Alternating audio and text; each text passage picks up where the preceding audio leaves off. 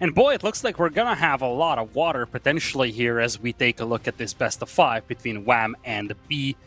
Wham, let's take a look at his draft real quick. He has no access to the Templars, the House of Lancaster, and the Byzantines. On the other side, no House of Lancaster or Templars, but there is Byzantines, no Rus, however. So Wham is going to have a Rus available, something that could be very fancy for some of these hybrid maps that we have, especially Scandinavia. Yeah, I could see Rus being a good choice on Scandinavia. That's a map that just boggles my mind, by the way. Scandinavia is just so taxing as a player to play when you've got water on both sides that you share with your opponent. That's one of those maps. Like I think, I want to see the map name, but it's just having like the 3/3 there. That one just makes my mind spin. But this is gonna be a good series. I mean, Wham and B are both top level players, I would say. And both players who have the potential to go and win it all, really, and have won different tournaments in the past. Each of them have shown they are very good players, especially when they're on a high level and they're really feeling really good. So I expect this one to be a really, really good series. And we'll be starting off, of course, on Frisian Marshes here with not Order the Dragon, HRE against Byzantines. Man, I'm so used to seeing Order the Dragon over HRE. It feels kind of weird to see just HRE for once again. Okay. So 2 conventional civilization picks here, I feel like. HRE, classic on Frisian Marshes. Same goes for Byzantines.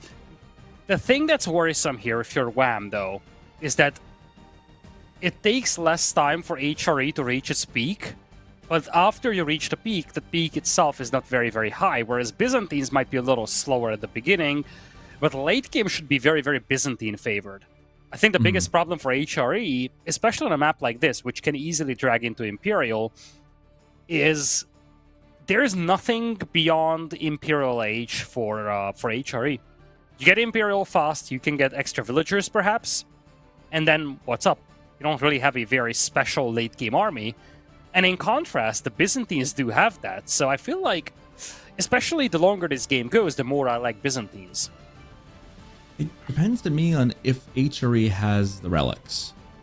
Because if HRE has, say, 4 of the 5 relics and they move into Imperial, I'm feeling pretty good with HRE even against Byzantines. I think that's kind of where I draw the line, right? Is like how much eco behind this does HRE have? Because you're right, like their military isn't particularly, for lack of a better word, it's not out of the box, right? It's pretty standard. It's pretty set.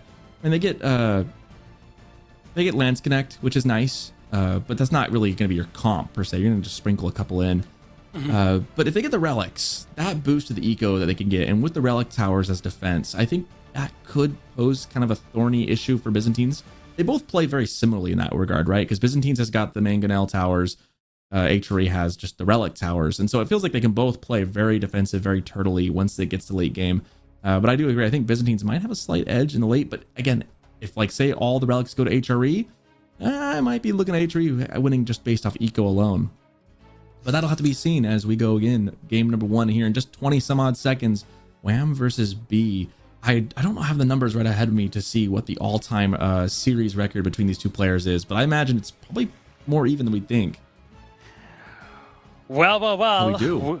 It's 10-5. It's interesting because my logs say 10-6, but nonetheless, it's interesting that you look at this matchup and it's not one that strikes you as oh shoot, these guys have been playing since forever, but they actually do. They've been playing since forever. They've been playing since 2021. Every single year you have them face off against one another for 4 or 5 times. It's actually one of the most played matchups in the entire competitive scene, B versus Wham. It's going to be the 17th time that they face off against each other in the history of AoE 4. And now we have B kicking things off with the Byzantines in green, and on the other side, Wham playing as the Holy Roman Empire in purple. And I just want to share a fun story with you, which I've totally yoinked from someone on the chat. So it turns out, B also is playing Age of Mythology competitively. And he literally finished a tournament like a couple of hours ago. And he got himself a top 8 elimination in Mythic Wars. So he lost a 3-2 set there. So it's very funny looking at B.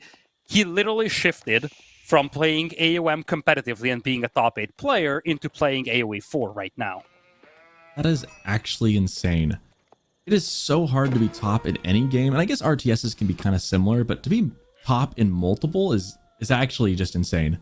That said, Wham is the favored player here against B. Looking at the series record, I had in mind that it was fairly even, and they have either one could easily win. It's not like, you know, B's, you know, for sure going to lose this series, but Wham is slightly favored. Has I think it was a 60% win percentage against B, so more often than not is going to take the games from him. And looking at the draft, I was kind of a fan of Wham's draft a little bit more than B's. That said, this match in particular might favor B a little bit, especially in the late game, as we start off with Dark Age Racks from Wham. That is something we've seen a lot on this map. I think it's 3 for 3 on this map that we've seen Dark Age Barracks from, and this time from both players. Yeah, the predictable nature of where the gold and stone mines spawn is something that kind of opens things up for Dark Age aggression, because you know that you're going to find someone to really harass.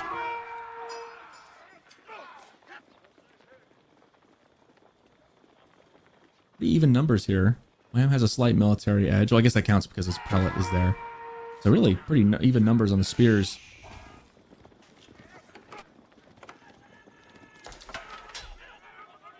It's interesting that I wonder if, like, what the combination is. I think you're right with the predictability of where the gold spawns, with the fact that there's the stealth forest there that kind of helps you sneak in just a little bit more. I'd imagine that those are the factors that kind of lend itself to being just a Dark Age barracks play. But we've seen with multiple civs that this is the case now. For now, that's a big commitment from both of these players. Do keep in mind that there is no major boost to either of these players. It's not like you're playing Mongols and you get double the production. This is just a very, very heavy early game investment from both of these players. They both woke up today and decided on violence, is what we're trying to say. They were like, hey, Dark Age, let's do it. Throw down. Gauntlet is tossed out as we get some fun little micro interactions of the spears trying to get one down. They're just a bunch of paper cuts so far. Yeah, I wonder who blinks first, because this is where things get interesting. At some point, someone's going to blink and say, okay, I'm done with this. Right now, Wham is the one posturing in front of B's base, though, so I think Wham can afford to just bail on this whole spearman thing a lot sooner than B can. B needs to respond to this aggression in your base. And a problem for B is that he doesn't know if Wham stops making spears. And Wham, indeed, he actually stopped making spears now. Well, HRE can be so quick into castle, right? Like, they can just jump up so fast when they get the opportunity. B taking a look at the base, trying to find things, sees the gold. Meanwhile, Spears trying to get onto the gold. Bills just kind of, shift over to the side. They do the electric slide on down. Meanwhile, first spear drops, and it's one of Wham's. This is like one of those like real-time like medieval battles where like you have like 30 guys on 30 guys and 1 or 2 people die and that's it. You ever like read through like those historical logs, and it's like really, we think of these battles sometimes as these big epic fights, and really it's like 100 guys here, 100 guys here, and they just, a couple guys died and that's it, mostly just shouting back and forth. That's kind of what we're seeing. Speaking of which, Minework Palace coming in here for Wham. We've seen Minework before, and at that time it felt like it was forced out rather than purposeful, but this time around there is no reason for Wham not to go for the Minework Palace unless he absolutely wants to go for it. He had all the room in the world to drop his Aachen Chapel. So it really feels like this is purposeful and it's not something that's being forced on him. Yeah, this is a choice. This is a very pointed choice that Wham wants this. He wants to go for this. And I'm curious what the follow-up is behind this, right? Another spear goes down. There's one now for B, finally dropping dead. For all, these trades have favored B, but also he's the one who's running away. Yeah, this is not necessarily amazing for B, because at the end of the day, he's running away. He's also late in Feudal Age in comparison to his opponent, so that's not ideal by any means. He does have his Grand Vinery at a nice spot, though, so that's something to consider. And because Wham went for the Minework Palace, he's not going to have as big of an eco boost as he would normally do with the Aachen Chapel.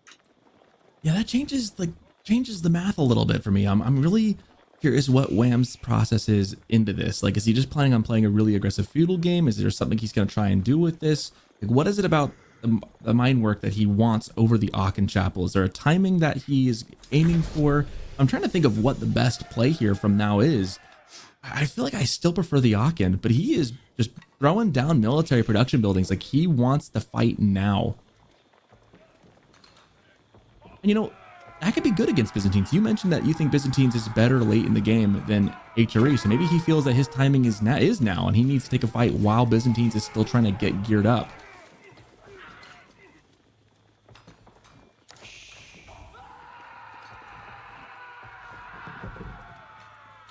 Yeah, I love the stand ground here, by the way, from Wham.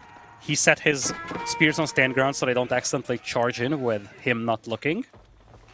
He spots everything that he needs. He's actually going very aggro here. So you talked about this. The mine work was a purposeful decision here by Wham. And fair enough, he's going to double down on both the archers and the men-at-arms as well. This is an all-in feudal play from HRE. Not something that you see every day. Men-at-arms, there's not really a good answer that Byzantines has to men-at-arms. He needs to get some javelins up or longbows. But those, again, they do okay. But they're not hard counters. And with the timing in Wham's favor right this second, men-at-arms can be actually pretty dangerous. They're expensive, they certainly can. It's one of those things where men-at-arms will be terrible when it comes to chasing these villagers, but if your sole purpose is just to push them away from the berries and the gold, they are really good. They're a tanky unit, and they can take out the Limitani, and they can absorb a lot of arrow fire from the enemy archers. So just to do this harassment, the men-at-arms are a really good option. And that's all he needs, right? Is to get him off. The berries and gold are both in the front. He's making that landmark basically worthless at the time. And now he's forcing B to go find resources elsewhere. So this actually is a really decent strat from Wham. Now, can he finish it off with the win? Because, again, with these kind of pushes, if it ever fizzles, it's going to fizzle out very quickly and very difficultly for Wham. But as of right now, he's in a decent spot and forcing B onto a lot of wood, trying to compensate for this. We see him going out to the southern gold now, because he needs that resource to continue on. Building a tower, too. I like that play. I was going to say the same thing here.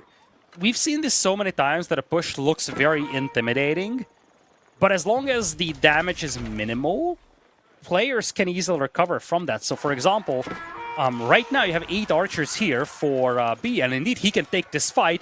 Wham, on paper, has 15, but not all 15 is here, and this is actually a cleanup here from B's side. His choice to ignore the men-at-arms, just focus down the archers, men-at-arms. They are a pain in the rear to deal with, but if you trade the archers, the men-at-arms will not be threatening to your villagers, really. Yeah, behind this, Wham has added a second prelate. And I'm thinking about the Aachen Chapel, right? Is what it does is it basically puts your prelate on steroids. Here, with the 2 prelates, if he places them right and is using them right, he's going to get the same value, a similar value of eco as he would with the Aachen Chapel. So, as long as he's willing to commit to adding a prelate or 2 and micro them, he's going to get some good value economically. As we see, he's pushing in, trying to deny this tower. I don't know if it's going to go up or not. I don't think it will. Archers are going to have to back off. Wham coming back just in time. B would have been really smart to sneak that tower up, but Wham just not going to let it happen.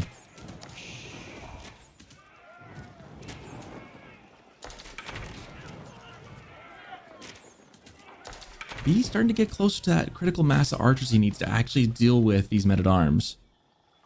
Wham's actually adding another one in. He's going to have 4 on the field. Yeah, the archer count is a little scary right now if you're B. If Wham can concentrate his forces, he is going to be able to take trades. But then again, the key concern for Wham is that he is trickling units across the map one by one. It takes time for his reinforcements to arrive. And you see it's 18 against 25. So if the reinforcements do not arrive quick enough, B can have a temporary numerical superiority and just clean this up before the new wave comes in. Here comes the ram. Now this, gosh, how often have I seen rams in feudal age only for the push to fizzle out? But Wham does feel like he's in a decent spot right now. He is nowhere near Castle Age and doesn't have the numerical advantage militarily. So Wham is in the driver's seat.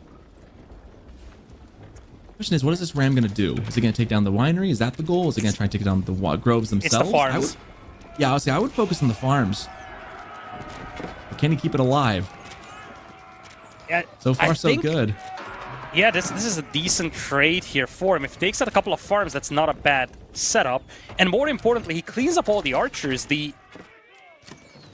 And there we go. Always fun seeing everyone scramble in fast time. Well, big surprise, the push worked. So Wham takes game number 1 against B with a feudal push for the ages. I hope he didn't blink and miss it. Oh, goodness. Well, the thing I was looking at with that archer push is that Wham had enough superiority to dive under the TC, and he just wiped the whole force here from B.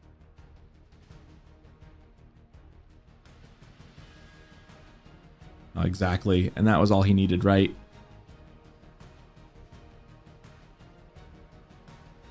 You know, it's been a while since I've seen a successful feudal push. That was a quick game, only 12 minutes, 13 minutes almost. So we look at the replays here now.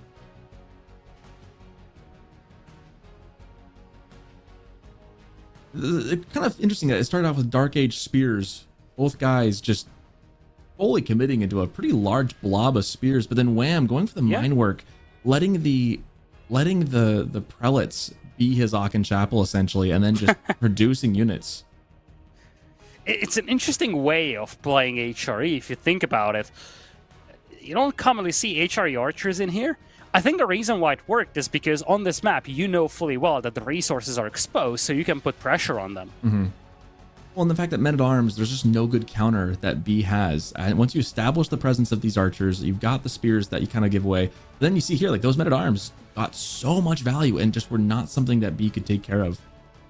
And so that wins Wham. Game number 1, the Canadian takes his point, and we move on to the most watery of water maps we've got. And it's going to be Zushi and Abba. Abbasid, we've yet to see Abbasid today. But Zushi, obviously a very big water powerhouse. No. Yeah, Chushi. Yeah, we had an Archipelago matchup, but we haven't seen Chushi specifically on that. We saw Japanese versus, what was that? We're going to see like a military wing into like transport ship shenanigans from B. That feels like a very B thing to do, right? Like, we were theory crafting about it, and we've said, whatever. But keep something in mind. Docks are cheaper for the Abbasids. So if there's... We talked about who could actually potentially do shenanigans like that, and it's not that terrible of an idea with Abbasids. Yeah, like, it sounds kind of wacky, but there's definitely a play to be had there. And I'm really curious, depending on what spawn we get. Obviously, this map's kind of weird. You could spawn, like, on any of the corners, essentially, right? So you don't know what permutation you're going to get.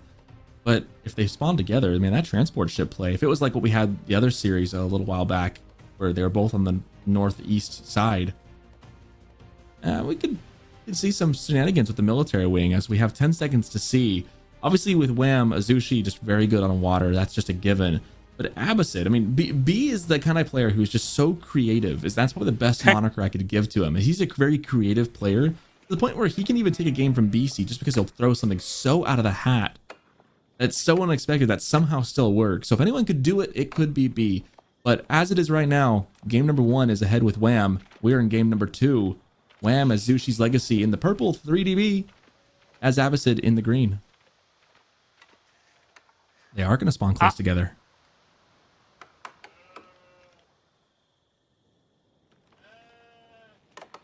I'm curious about how B is going to play this, because I think that's the big question with the Abbasids. You could try playing conventional, but I don't know. Especially against Jushi, that feels a little awkward. We've been theory crafting about this very quickly. Could be perhaps pull some tricks out of his hat. I don't think that's going to happen, because the first dock has been placed all the way to the north. It does not feel like any weird shenanigans are coming. I mean, but he doesn't know where his opponent's at, right? Fair. So he could be doing... What's that in the queue right now? I can actually tell. It's got to be a fishing boat, right? Oh, yeah, it's got to be fishing boats. That's right, that's right. It better be fishing boats. Oh, Wham is pop capped right now? Cannot that's build awkward. his boat? That's a problem. He deleted his scout and he still pop capped, so something was miscalculated here, timing-wise. You murdered your scout, and for what? And well, he figured it out, so now he's got the boat out. Gaslight delay.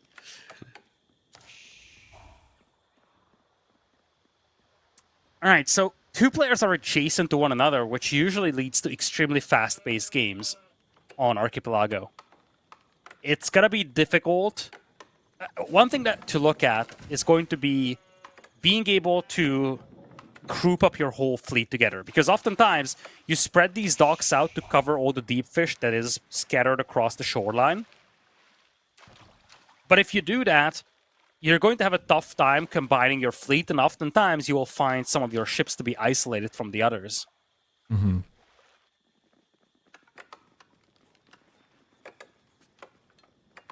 I'm really curious what B's. I really kind of expect something with military wing and a transport ship. I almost expect something. The problem is, like, are you gonna be able to get anything out fast enough? Like, it just feels like the timing is gonna be so difficult. He hasn't exactly scouted out everything yet. He's sending a scout to the side, but he hasn't sent like a ship to go see which side Wham is on or anything. That's kind of the interesting thing about this map is that you don't know for a lot longer than you normally would. On a normal map, you'd send your scout all across the map, right? And you'd have pretty good vision. On Archipelago, you don't. You don't see it unless you send a fishing ship out, which seems like a waste of time and effort. You don't actually know where exactly your opponent's at to start, and so you're kind of left guessing for the first couple minutes. And that's in direct contrast to what we've seen in the previous game. On a map like Frisian Marshes, you always know what's up. Doesn't take a lot of effort to figure out that your opponent... well, it's fairly easy to find which side your opponent is on, and you always know that the golds, the stones are always on the front. Makes your early game plan very predictable. And it helps you really go for a specific game plan, knowing that it's always going to be suitable. It's not like it's going to be map gen dependent. But in this case, it's the direct opposite. You want to do shenanigans, you always have to consider that, you know, your opponent might not spawn the place you actually think he will spawn. Meditation card is coming down. House of Wisdom coming up.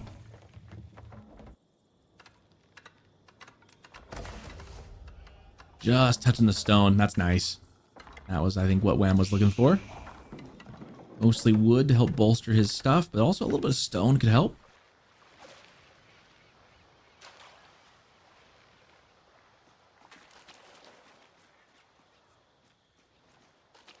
I'm really excited to see the wing choice here. It's taken a while to get there, though. He still doesn't quite have the gold.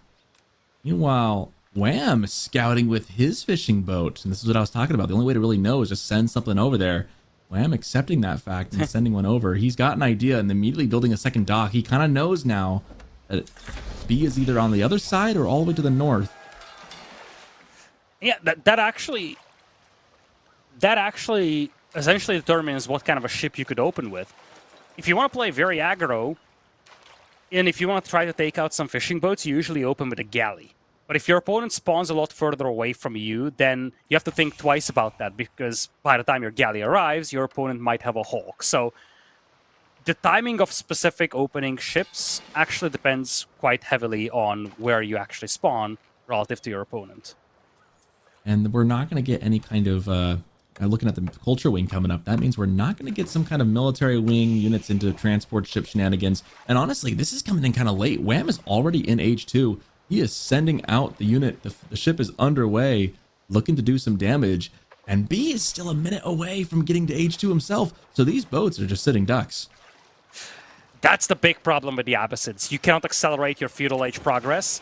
And sure enough, you can garrison your ships in the docks, but that still leaves a bunch of idle time. Part of the reason why B is splitting up his docks so much is because I guess the idea is that you cannot be everywhere at once. So I'm just going to jump inside, and yeah, you see he's dancing back and forth. Extremely micro-intensive, but if you do this right, you can practically get away with a very delayed feudal age. Which is exactly what B is capable of, and pretty smart play to do this too, right? Like, he's still maintaining his eco. He needs to be careful of these ships here. Trying to body block the ship from getting back to the dock. Might have actually given him an extra shot or two. And the villager exposed a bit too. Trying to get to So what he's doing there with that house, he's trying to extend the influence to get the, oh, what is it called? That's blanking my mind. But trying to get the Golden more, Age. The Golden Age, that's right. Trying to get more buildings into the Golden Age.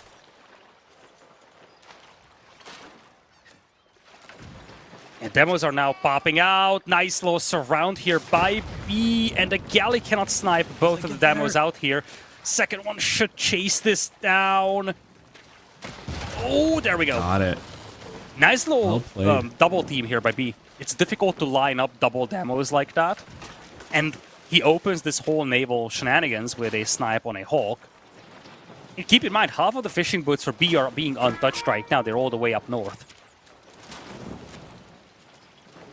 This is where this game gets so tricky. All the little micro you have to do to keep things going. Nice connection there by B's demo. Same thing on the Bugla on the northern side. Do keep in mind, a full HP Springald ship does not get destroyed by a demo immediately, so you need some extra damage there. Hawk gets sniped away here. Nice little demo connection once again by B, and this is the difference. B is sniping off the low HP ships, whereas Wham wasn't able to finish them off. Moreover, the fishing ships has a defender's advantage for B. The fishing ships repairing his ships during the fight, while Wham has to go home, barely able to keep afloat. B looking pretty comfortable here. You know, being a minute behind there, you'd think that the advantage would be for Wham, but wasting his time with the fishing boats jumping in and out of the different docks has bought B the time to get going. And now, tech upgrades coming in, things moving forward. We're pretty much secure both players now into Feudal Age, as both are trying to get some military going. We see a ship trying to sneak through. Wham sees it. And some cat and mouse being played on the open waters. Yeah, the key thing is that so far, Wham's fishing ego is totally untouched. He took a big beating on the naval side of things, but B is so far very, very defensive. B only has one demo, 3 Buglaws, in contrast to 5 Hawks now diving in. And you gotta be careful, because once you have a bigger fleet arriving, once you have 5, 6, 7 Hawks, it's a lot more difficult to pull away damaged ships. Yeah, and there reaches a point too where you can't back up anymore, right? Like, if you get an overwhelming force on your coast, you can't go anywhere else. Yep.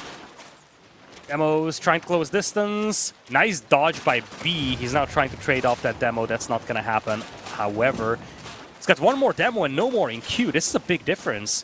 B did not have a lot of ships in queue, and now Wham is looking to pounce on this. If he can take out that Dow to the north, he can connect the demos. Nice little snipe from B. Takes out one of the demos. The second one gets a beautiful connection, though. Excellent explosion. That was perfectly placed.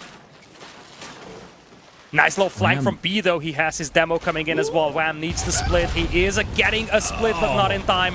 2 war junks go down in response. Destroyed value neck and neck between the 2 players. He got a piece of that third one too. That third one on the edge for Wham took a brunt of that as well, and is lucky to be afloat as on top of everything else. So Wham, licking his wounds, heading back to his base, needs to repair those up. Some back and forth. The military count is dead even. Well, up one for Wham if you count the scout on B isn't doing much. And the fishing eco is still totally intact for both of these players, which is... It's an important detail. It means that there is, you know, it's like a heavyweight boxing match. You have little punches left and right, but both are still standing, and there is power left in the tank. There's juice left in the tank. Like heavyweights indeed. Yes, they've been exchanging some jabs, a couple of left hooks too, but they each have just taken it on the chin and are both still standing to tell the tale 10.5 minutes in. This one could go for a while.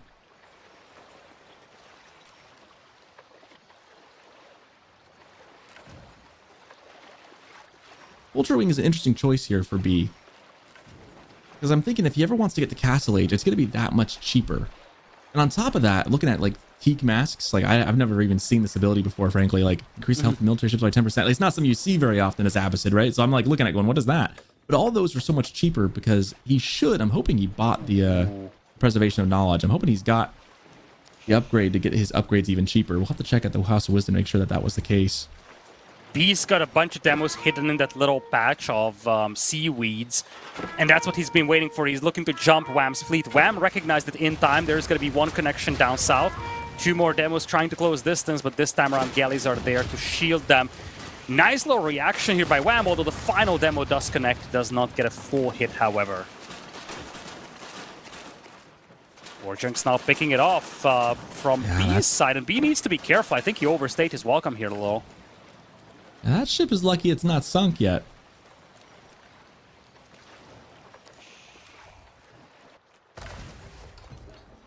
And preservation of knowledge is missing. Oh, no.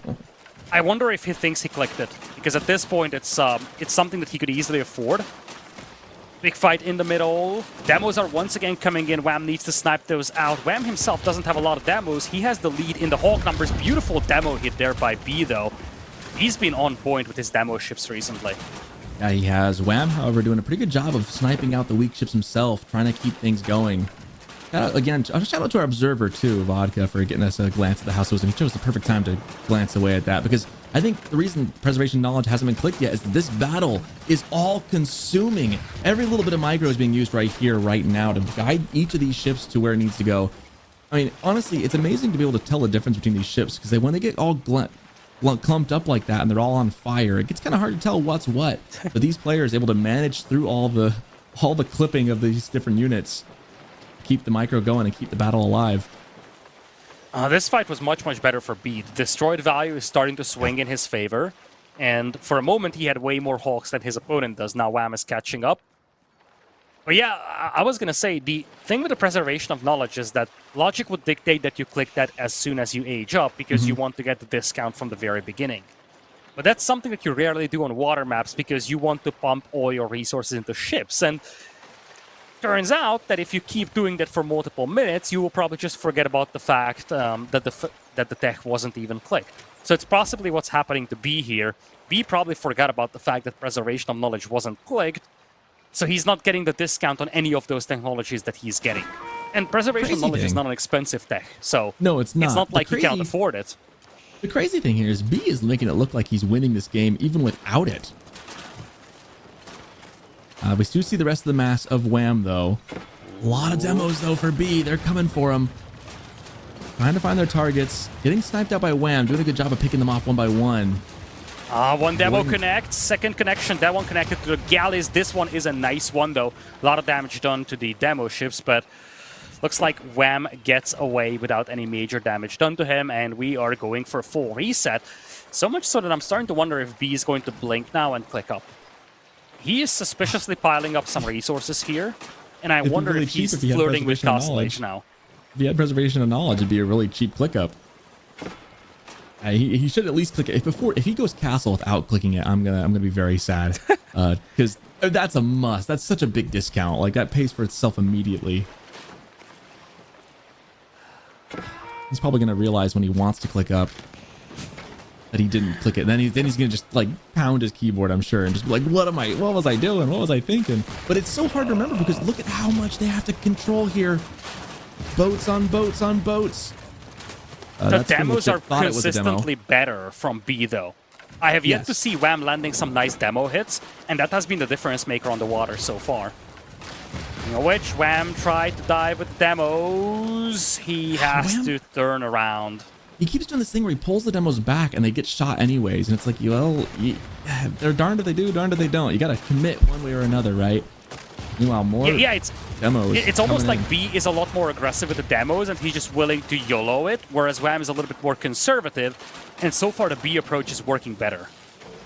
Yeah, I think when you're going to blow up your ship, you're already kind of way past the conservative side of battles, right? We've already moved. Nice little flanking maneuver from Wham, looking to get a connection. Wham does not have a lot of galleys, and I think that's part of the things that's missing. He doesn't have that firepower to immediately stop the demo ships. Still just a back and forth between the two. Now Wham is the one piling up some resources in the bank. You say that, but B's also got 900 food too. He really could almost click up if he had preservation of knowledge. Meanwhile, there's so many explosions in the water. Demo after demo just blowing up. Wham is pumping out demos like there is no tomorrow, and he finally gets a connection. The galleys are gone, and something is up with B's production. His ships are replenished a lot slower than Wham's does. There is one or two demos coming in here for B. Wham is spamming ships left and right now. Does not get the finishing blow on a lot of these damaged vessels, though, and that could be his undoing. because B still retains 12 Baglas in comparison to just 7 Hawks. But now these Baglas have to flee, and there is nothing really that protects them from the demos. No more galleys to help them out, and that's a beautiful demo connection. Nice. Getting a couple more. Wham finally starting to get some connections there. Finally just sending it. Ooh, but a sneaky one that gets sniped out from behind. Two more demos coming in from the north. It's complete chaos. The docks are now split, and now you just have ships ambushing ships all over the map. It's like spawn camping at this point. B did a really good job intercepting reinforcements, and remember, he retained most of his Baglas, and he can now heal back up.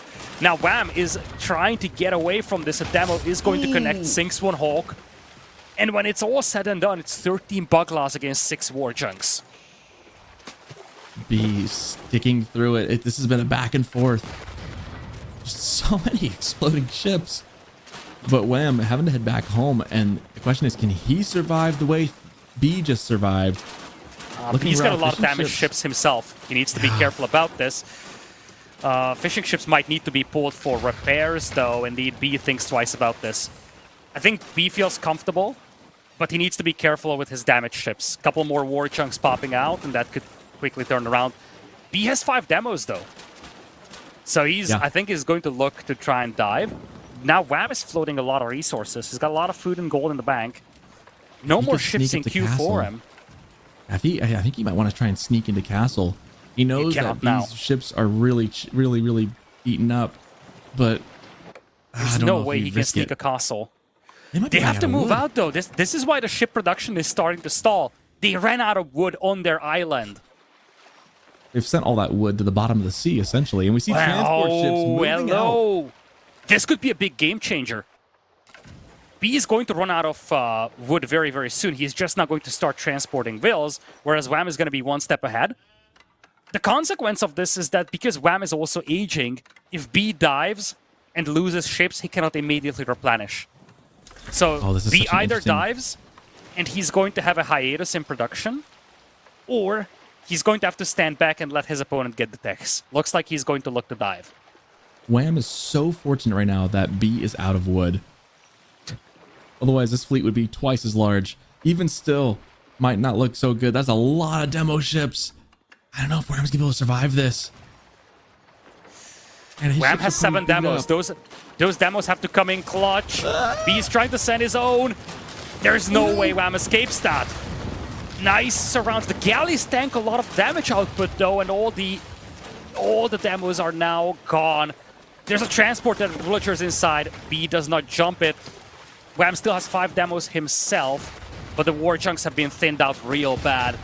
Dominant lead on the water right now for B. You can't see my face right now, but I'm grimacing at every single one of these demos coming within range of one of the sprinkled ships. Some of these have been so close. B with a massive military lead now on the ocean, but he can't really replenish it. Except he is. He can. He's moved out. He's moved out to the north. He's moved out. Now he's going to be fine. And he's got enough buffer. I mean, he's got a fleet that's 10 times the size of his opponents. Naval arrow slits will stall him out for a moment, and now he's pulling back to get his techs. Frankly, I think Wham is happy that his opponent is giving him a bit of a break, even if that comes at a cost of B reaching Castle Age. Yeah, at this point, Wham can now sit back, get those upgrades, because there will be a window where those upgrades will be in his favor. But he also just needs to build a navy again. He needs to rebuild everything from scratch. I don't know if I'd be going for drift nets right now when you've got military problems coming right up down your throat here in a second. Yeah, I was going to say the same thing. It's this is a nasty fleet. And the thing is that B had a lot of damaged Baglas. He was given a window to repair them. So it's not just that Wham... Like, sure enough, B had issues with the wood income. But at the same time, he still got stronger because he healed all those ships back up.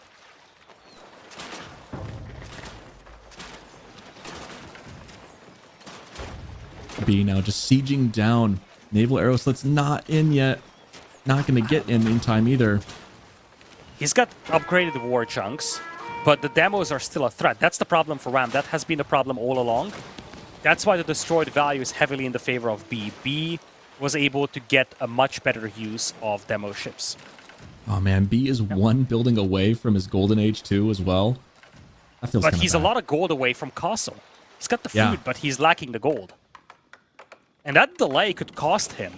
there is a timing at which Wham is going to rebuild his fleet and he's going to have the Castle Age advantage. Oh, preservation of knowledge. He clicked Age up without it. No. I'm so sad by this. Like, that's the whole point of the wing. The whole point. Oh, man, it hurts. It hurts. He just forgot about it. There's no way he didn't. I mean, there's so much water maps are so micro intensive that I'm not surprised. But B would be winning this game so handedly right now if he had, like, that's such a small change. If he wins this game without, honestly, it's gonna be just so impressive. I mean, I'm just gonna put ABBA back on the map in my mind as to what you can do.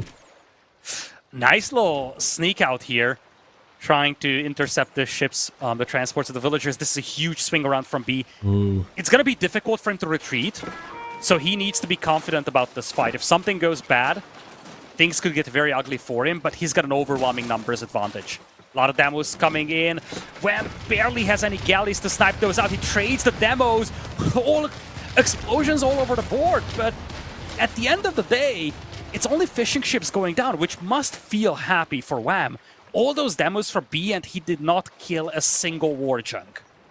Yeah, that was kind of actually a really good break of luck for Wham. Like that, his expensive units are still floating on the water. His demo ships, you know, they're built to blow up. Fishing ships, yeah, whatever. We've got stables coming across.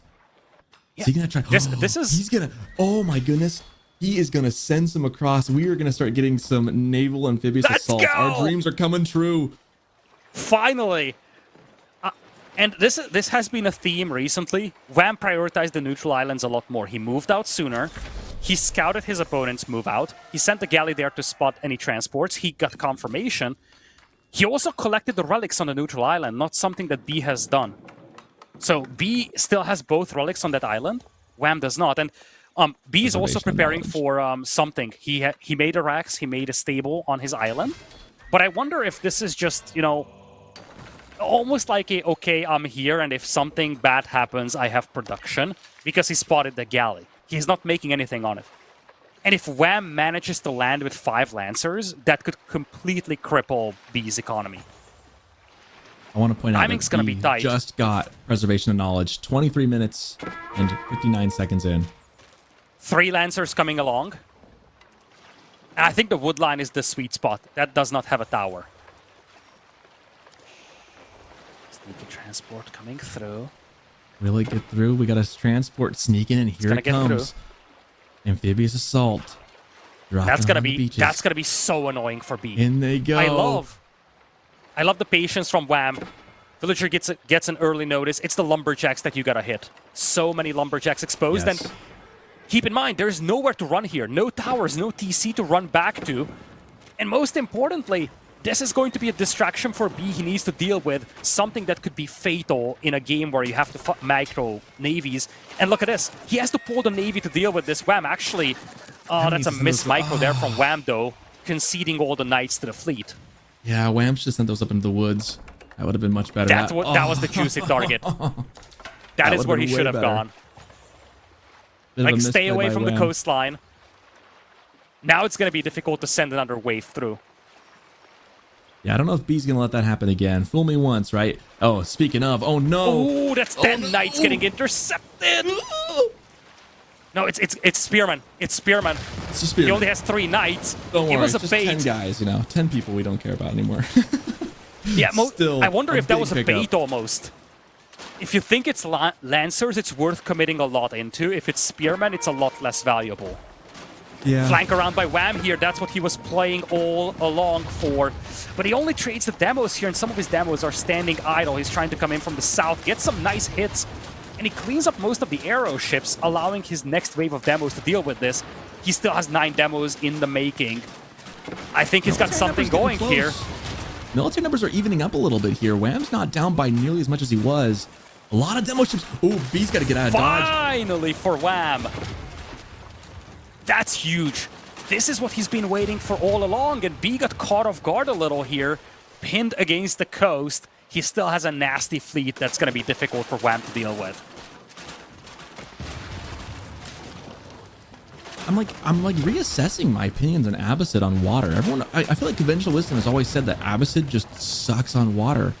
And B is making it look not only viable, but winnable. Yeah, the trick That said, is that Wham. it wasn't a rush for feudal, Yeah. right? He was able to survive the first few minutes of feudal, and after that, it's fine. The problem is that 9 out of 10 games, you do not survive the first 10 minutes of feudal age with Abbasids. Yeah, that's true. Is Wham thinking Imperial? You gotta be kidding me. Are we gonna see landings? Imperial and Archipelago. Nice little flank around with the demo. It's in the shadows, trying to jump. Not gonna connect. The other one connects with the galleys. That's not what B is looking for. He's looking to try and pounce on this flank around from the south, though. And this one is a nice flank here. Wham trying to save his ships here. Demo's juking the arrows. One goes down. The second one is gonna connect, though. And B is going to trade this whole thing off before Wham could click Imperial. And now Wham's stuck in a very hard spot, right? Now he's got no choice. He's stuck in Castle Age with no real... Well, he's got 3,000 food. Maybe he goes Imperial anyways, and maybe one big ship to rule them all, but that doesn't seem like a good idea. Maybe he will. Temple of the Sun goes down. Maybe that's his thought is, hey, I can't win this. Demo! There we go! In the heart. Doesn't actually kill any boats, but just weakens a bunch. Temple of the Sun coming down. Those marshes are deadly for both players. Both of them lost a lot of ships to demos appearing out of the marshes. And that's what Wham needs to do. He also is trying to sneak around with the transport ship. Was spotted by B, but he might just get across. The Buglas don't do an awful lot of damage. And there was a missed opportunity from Wham beforehand to land and hit the wood line. Can he do it now? He's going to jump out. He did not set the jump out command. Wham! And then B forgets about the whole thing. What am I looking at? Oh, come on, Wham. You gotta know that that's there. Oh my gosh, with 16 HP. Meanwhile, his attention brought elsewhere. What am I watching? It's unreal. Wham is too busy microing, so he forgets about the transport that really needs to drop off troops before it gets picked off. And B just pulled everything and forgot about the transport altogether. He's Imperial Age, but it feels like it could be Imperial Age into GG. Here comes the cannon ship itself. Oh my goodness. But there's nothing to protect that cannon ship, aside from 7 spearmen. And that transport does not have knights in it, it has spearmen. Oh man. I really feel like, I think now we're looking at a B victory, but I really feel like the biggest issue for Wham was those 3 Lancers. They were thrown away way too quickly. He had a golden opportunity to jump 20 Lumberjacks with 3 Lancers, and that was missed. Only a handful of villagers fell from B, and keep in mind, across this game, B has been trading a lot more efficiently.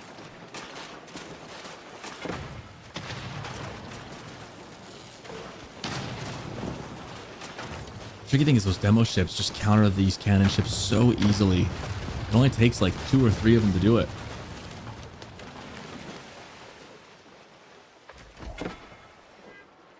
And now it feels kind of like B has finally been able to stamp out the flames of resistance that Wham has had in this game. Well, Wham is trying to get back into this. He's got 4 cannon ships in a queue. The problem is that cannon ships die very quickly to demos if you don't have a screen to them. Yeah, 102 military pop to 16. It's looking at the army value. It's almost 10 times the amount for B. Yeah, it's what you really would need is some tool to shoot ships from the shoreline. You see, that's what happens to a cannon ship when there is no screen in front. And these cannon ships are brutally expensive. So demos, at this point, if you're BG, you just go full-on demos, and it's going to be enough to win you the battle. So I feel like if you're Wham, you need something that can pick off ships from the shoreline to re-establish your control over the shores. Otherwise, you're going to have ships picked off immediately as they spawn. Yeah, at this point, B has just got such a critical mass of navy. There's not much else you can do. Once it's gotten this far, there's not much you can do to bring it back. Yeah, I mean, at the end of the day, you're looking at a 10,000 differential in destroyed resources. Across this game, B has been a lot more efficient. He's aging up to Imperial. He has a bunch of resources in the bank as well. I feel like the doors might now be closed for Wham. And if you're looking at the Ys, really, the thing that you have to look at is the demo ship trades. Wham was a lot more conservative in this game. B was a lot more aggressive, and that aggressiveness paid off. Somehow, Oh Wham no, has I think managed to I know field what's happening. 57 units. It's for value of units here. I know what's These- happening. Is that? Every Well, villager no. that Wham had on his original island is shifting to the far left. Seems like they're only on berries, No. but there is one Hail Mary that he can throw. He can try There's to one landmark final snipe. try. He could go all in landmark snipe. You're right. But, Oh or my he could go goodness. all in demos. And that's way more than what B has galleys for. It's way more than what B has galleys for. That's what Wham has been waiting for all along. The Hail Mary with the demos, and now B has to split. He has to run. How much can he split? How much can he run? That's the question. Looks like it's gonna be enough. It's the imp upgrades that now seal the deal. Wham tried it, but I think now the door is closed. So maybe he would have been better off going for a landmark snipe, right? Because then there'd be no recourse that B could have, especially if you could sneak it away, like make a small force, sneak it away, and then try to make just a million transport ships and ship stuff off. But it'd be kind of tough to do that. Yeah, that kind of a demo push was needed 10 minutes ago from Wham. That's the problem. Yeah. Like, now you have imp ships, and the imp ships are actually just much more formidable in terms of sniping demos. Those ships are all full, and now B is getting the demo upgrades in Imperial. I don't think Wham has that tech. I got to hand it to Wham. He stuck this one through a lot longer than I probably would have. Well, he probably stuck through this a lot longer than he should have. He has the nest of bees and placements on the cannon ships, but it's just going to be... You're looking at 30 ships against 4. Nice connection with the demo, perhaps. That's going to be a good one. Is there a Hail Mary here? This recent fight wasn't great for B. No, it really Part was. of the nest of bees going to save the day. I mean, a couple demos and this fleet's gone. Yeah, the thing I'm looking at for B is that he stopped making galleys. So the recent demos from Wham actually did a lot of damage. Finally, he's getting good demo connections. These Imperial ships from Wham are finally getting a little bit of value back in return. It's again. I don't want to believe that there's a way Wham can come back from this, right? Like, I think again, if he it had only some takes 2 galleys, he would be fine. But without galleys, the demos could actually get some nice reps. And you see, this position is a lot worse for B than what it used to be. I don't like this little demo bait here. Demos coming from both sides. Slowly but surely, Wham is building up a fleet of the cannon ships, even though, as I'm saying that, he just lost all of them. Now, again, the galleys, right? You got to have something to defend them. Now these demo ships feel like a day late and a dollar short. yeah, it's always been like that for Wham. He's just a little too outnumbered. Well, now he's very heavily outnumbered, but every time he rebuilds a fleet, he's like outnumbered by 30-40%, and that just resets him back to Stone Age every single time. And a lot of those bug laws are now sinking, and as crazy as it sounds, the bug law count is getting thinned out here. I just still feel like, I don't know how sustainable this is for Wham. I don't think it is. Resources a minute are starting to drop down. He's got a decent amount of gold and wood left still, but that can't last forever. Yeah, I think it might come down to who runs out of wood on their second island first. And I wonder what's up with that. Quite a lot remaining for Wham. For B, this is B going to has get eaten up a interesting. lot.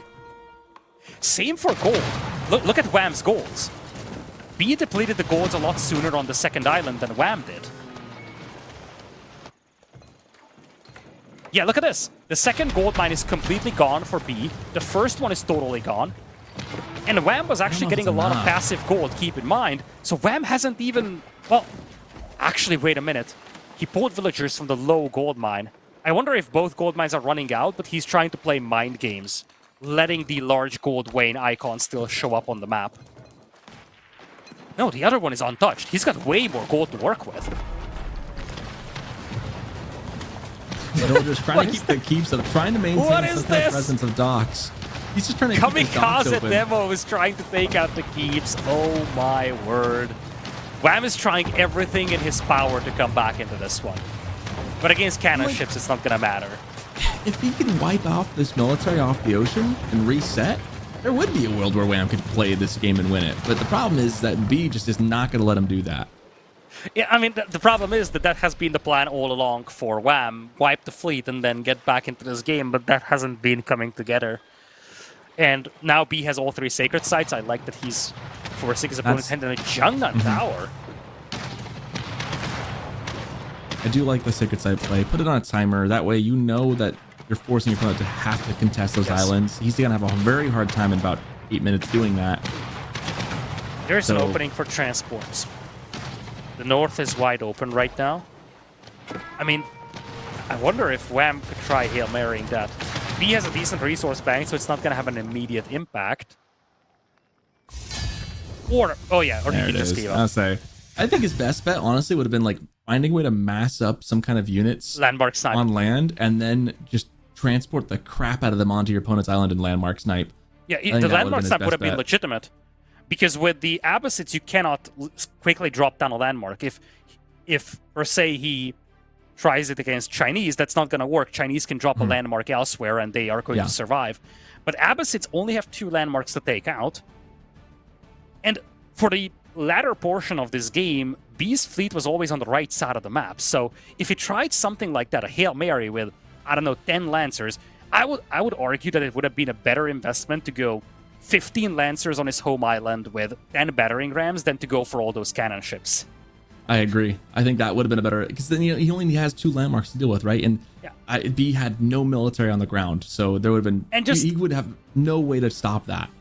Just look at what happened when the 3 Lancers landed. The only reason why those got cleaned up is because the ships actually took them out. If it wasn't for that, those Lancers would have killed 10 villagers or so on that island from B. Imagine that you do this large scale on the other side. B had absolutely nothing back at home to defend. Now, make no mistake, it would have been a Hail Mary play, but let's be real, Wham has been playing Hail Mary plays for the last 15 minutes of this game. Yeah. And, every now and then you'll catch one in the end zone for a touchdown and score. It happens. It happens from time to time where people wouldn't try it, right? But unfortunately for Wham, this series is now tied 1-1. B gets himself a very, very convincing win on the water with Abbasid of all things. And we move on to Scandinavia with Mongols and Ayyubids coming up. Boy, this is going to be... This map alone already makes my brain hurt a little bit, just trying to keep track of everything. I cannot imagine playing it at this level. And then with these 2 civs in particular, this is going to be a crazy game. I'm excited for it. In this game, in total, Wham made 131 demos, B made 135, so a lot of demos out there. Oh my gosh. So many blown up ships. That's great. Oh, man. And now we got to reset just like that. I mean, that's the crazy thing about these things. It's a tied series, and we go to game 3. We got to completely start over. Scandinavia coming up. This is a map that I have a hard time wrapping I've mentioned a couple times, I have a hard time wrapping my mind around this one entirely. Ayyubids into Mongols is a matchup I don't dislike for Ayyubids or for Mongols too much. But with the water element on this one as well, I don't quite know what I have as opinions on who I think is favored here. Mongols obviously can harass early docks pretty easily, so I feel like that's a pretty decent choice. But there's also 2 sides you got to worry about, so we'll see how it pans out as we go into game 3. All right, so some more macro gameplay. The previous one was very, very tolling on the players, by the way. Very extended, long, micro-heavy naval battle. And this map is not easy to play because you have to focus on land combat and perhaps water combat on both sides. Fish available in plentiful amounts on either side of the map. Mongols is an interesting opening, though, because it kind of implies that you don't want to get into that whole dock and fishing shenanigans. You're just telling your opponent, stay off the water because I will have spears anyways. And to that regard, I actually kind of like Ayyubids against Mongols in general. I feel like it's actually a decent choice, especially if you're just going to go all land.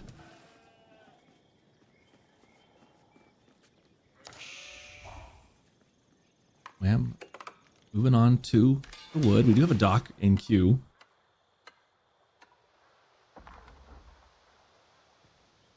So far, no dock from B that I can see on the minimap.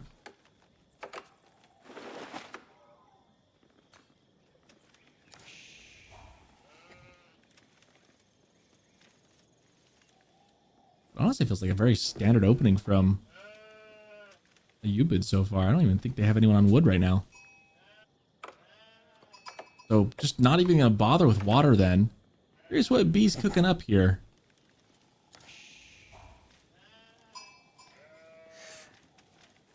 I think if you're B, I've always loved a good fast castle with the Amphibious.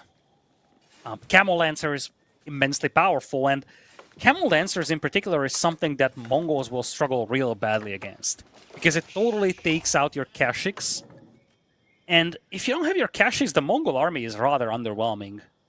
I don't think you're going to get a fast castle. Industry coming in. That's going to get some extra wood.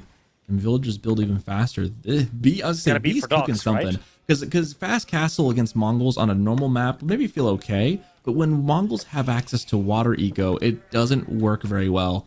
So you kind of have to do something about the water. And it looks like B is thinking of doing something with industry. I guess you get the wood to build some docks. You also get the faster timing. And so now you can dock up both sides pretty quick. Yeah, so the logic is twofold. First off, when it comes to the timings, if you go for a Dark Age dock and fishing, you automatically delay your Feudal Age, which means that you delay combat ships as well. B is rushing Feudal directly, so he is going to have combat ships out sooner. And the idea is that he is going to drop the dock. It's going to complete by the time, or ideally, I think, that's the plan. The dock is going to complete by the time he reaches Feudal, and the wood he gets from the Age up gets him his first combat ship immediately. So he should have a window to attack while his opponent is still in Dark Age.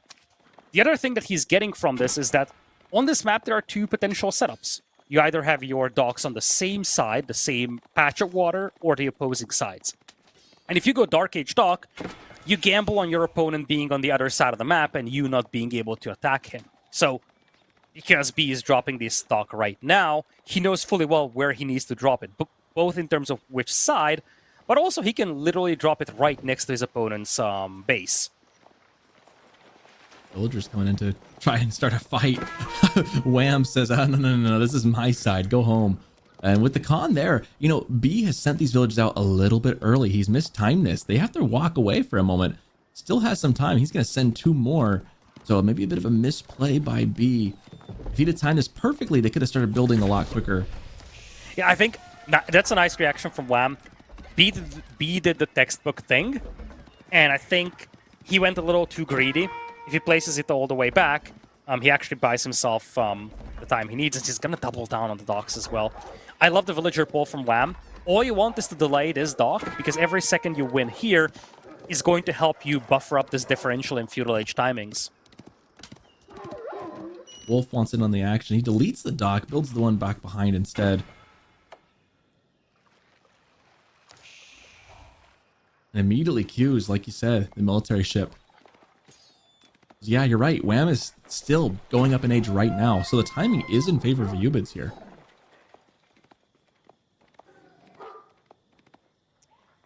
Yeah, the first ships will come out, and the trick on this map is that the deep fish is very far away from your docks, so the issue that you face is that it's going to be difficult to just play that jump back and forth game that B did in the Archipelago game. It's difficult to get back into the dock, and it's actually a Bugla opening.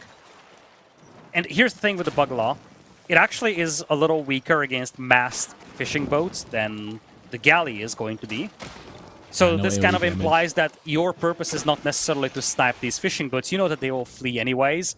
It's more of a message that you will fight water, and the Bugla has more value in the long run for naval combat. I like that Wham's decided to put a dock on the north side water as well. Knowing that his opponent's taking the south side, he can take the north side, and is assuming correctly right now that there is no other dock. Ooh, it's a hidden stable all the way at the back that gets scouted by B. So Kashyyyks will be on the way. The response is going to be horsemen and camel archers. Well, desert raiders, I should say. And desert raiders should also be able to shut down all those Kashyyyks. Love the split of the ships, by the way, from B. He keeps the Bugla at a distance so the demo cannot jump it. He puts the galley in front, so the moment the demo pops out, the galley can get a volley on it. This setup should never allow Wham to surprise pop a demo and sink or even damage the Bugla. The heads-up play there by B. Wham just completely ceding the south side, taking the north now. That's going to be seen by B, I believe. He's running a unit by there. We should see those docks on the side and know about it. Or maybe he missed it? Ooh, he might have missed it, actually.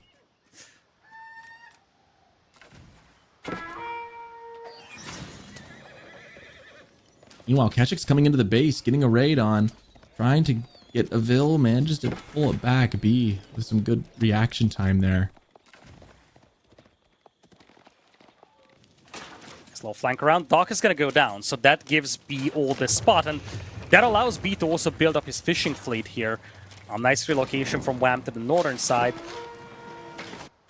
I think now we could be looking at a setup where both sides will just start fishing on their own, and they are going to start pivoting into land combat. Although I would not be surprised if either side tried to sneak a dock on the opposing side. Oh, I definitely expect it at some point.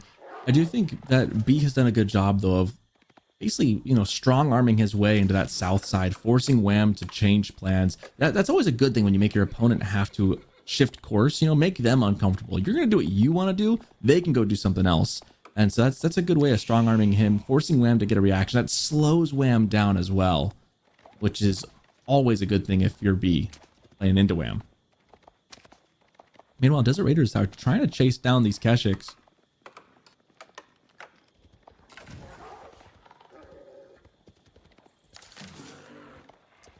Yeah, Desert Raiders will be a pain to deal with here. Well, it's not going to be a complete disaster. Camel Lancers will be a problem. Yeah. We're not seeing a fast castle here, but when or if and when B reaches Castle Age, Camel Lancers is going to be an absolute pain to deal with. And the Desert Raiders will also shut down the Keshiks, and they can also harass these villagers. It's going to be a beautiful setup here. The scout provides line of sight such that the Desert Raiders can shoot over the trees. Nice little setup there by B. That's such a good feeling when you can do that. Mongols can kind of do the same thing with Mangadai and having a Khan's Falcon fly overhead. So he's got a somewhat similar thing he could do, but I love seeing that. It feels so good when you can send your long-range units and shoot arrows over the trees. Meanwhile, more docks feels the coming up. best. It feels the best with longbows. Yeah. Oh, yeah. Just the range that they have. Yeah, that was the classic setup back in the days. Love the little patrol from B on the shoreline. He's making sure that Wham is not redocking the southern patch of the water. But it looks like Wham is happy with his own fishing fleet to the north, and he's just going to focus on the land now. He's making a pivot into archers, and that's where things get interesting. Keshik plus archers should be able to beat Desert Raiders here, especially because Desert Raiders take a long time to build. But it looks like, Wham is trying to micro this back and forth, but so far it's not coming together. If he does that, as it's I'm not saying super that, hard for B to just transition into horsemen, right? Like, if he makes archers, B has the infrastructure to go into horsemen. He doesn't really want to do that, though. Keshiks, though, causing a lot of problems. As long as the Keshiks stay alive, it's a good setup. I'm just worried about the long-term composition. Long-term, the Amphibious should dominate this, especially once we get to Castle. So I think if you're Wham, you want to keep the pressure up, because you want to delay this Castle Age story as much as possible.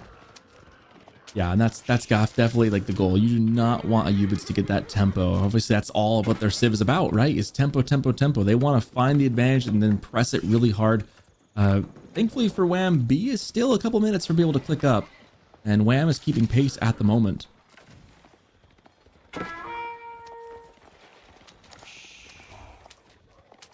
Those Desert Raiders are starting to reach kind of a critical mass, up to almost 11. Once they get above 12 of those guys, in Feudal Age, they start feeling pretty dangerous. And even with the archers, I mean, archers are a good thing to counter.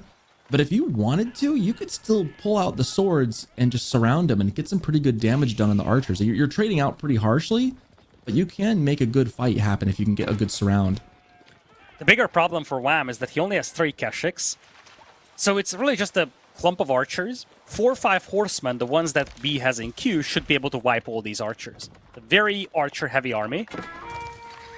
So even just a handful of horsemen in combination with those Desert Raiders, they can clean this up. And I feel like the problem that Wham is facing is that he doesn't have any anti-cavalry specialist unit. The Keshiks are Yeah. nice, but they don't do an awful lot of damage against enemy cavalry. So it takes a long time to wipe out even a single horseman, as you see here. And as a consequence, these archers just have to scramble to fall back. And the tricky thing is if you make spears, these Desert Raiders just start kiting you to death. I don't know if there's a good answer here. Iobits, I've always been a big fan of their composition. Iobits have some extremely nasty units. Ones that are hard to come by elsewhere in the game. The ability to switch weapons and just have one unit serve two roles. And again, later on, a high mobility anti-cavalry unit, the Desert Raider, which also has a great base DPS. Those kinds of things are extremely rare in this game. And in the appropriate matchups, they're extremely difficult to counter. They are. The trade-off is that Iubids does not have a lot going for them economy-wise. And so it really is all about that tempo. Once the wheels fall off, it's going to crash and burn. They shine bright like a meteor, right? Like they're really bright, really fierce. The tempo is there, but if you ever burn out too quick, the superior eco will always trounce you.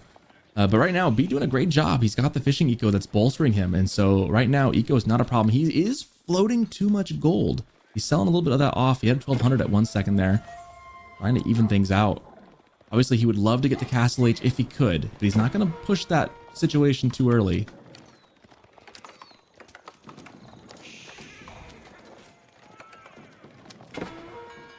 Those Keshiks are looking really weak. Nice little raid here on the gold mine. Yeah, this is one of the things that B is getting from this composition. Everything is a cavalry unit, which means that you can run around and you can take out buildings real quick, find villagers. Whereas if you look at Wham's army, it's mostly a slow-moving archer composition, though when that slow-moving army reaches the enemy base, it can cause a lot of damage, as we see in the bottom left corner. Now, almost like a little bit of a base trade there. Things feeling pretty even so far. 60 to 60 on the eco count. Slight military advantage for Wham, but the units that B has are just pesky and annoying.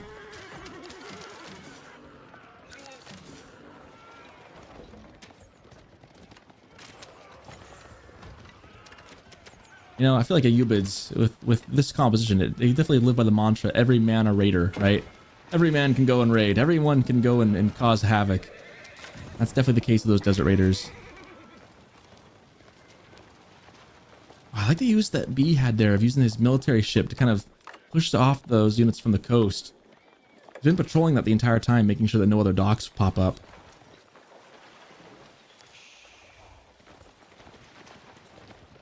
B looking really close to castle. He's got the resources. Does he click up? He does. Military wing Mastersmiths? No. Yes. He thinks twice and doubles down on it and says, yes, I'm going to go for Mastersmiths.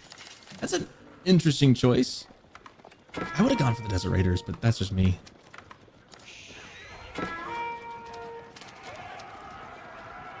B's got a lot of idle time forced on him, and yeah, he's heavy on the Desert Raiders, very, very low on the Horsemen. If it was the other way around, he could easily wipe this army, but not right now, and maybe he went a little overzealous with the Horsemen. Then again, if he gets the Camel Lancers, none of that is going to matter, because only a handful of them will help wipe this whole thing up. And he just needs to wait about a minute and a half for that to happen. He's just got to get some towers and stuff, which is actually the perfect call. Just get some static defenses. Those archers can't do a whole lot under that. He needs to keep his villagers alive and not lose too much here. And this is kind of the MO for Ayubids. Waiting into castle and then using that momentum to swing the pendulum very fiercely. As you see Spears diving in, getting some good hits, but the Desert Raiders, the real mass, trying to exchange some fights, getting picked off slowly by the archers. They're gonna have to back up a little bit. The Horsemen. They cleaned away for the Desert Raiders, or for the Camel Lancers. They picked off all the spears. It was a costly affair for B, but it picked off all the spearmen protecting this army. Exactly. And now these archers don't know it, but their fate is sealed. Mere seconds away from the first Camel Lancers coming out.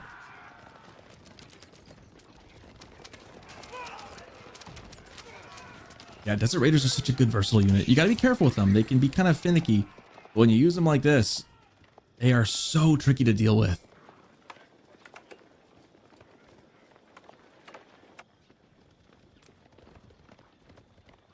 Well, and the cool thing is B is actually timing this perfectly. Look at his upgrades from the blacksmith. He's getting the last one he needs now. All the next ones are going to pop up for free. That's actually a huge tempo swing.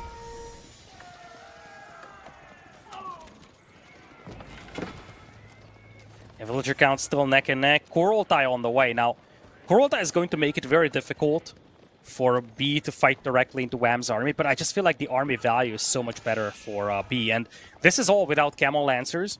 Veterancy is just now coming in for a lot of these troops. Yep, Desert Raiders are not veteran yet. Camel Lancers haven't yet shown up. And on the other side, I just see a very sad force of Spearmen and Archers. Essentially the lowest tier units that you have in the game. Not something that makes me happy if you're Wham.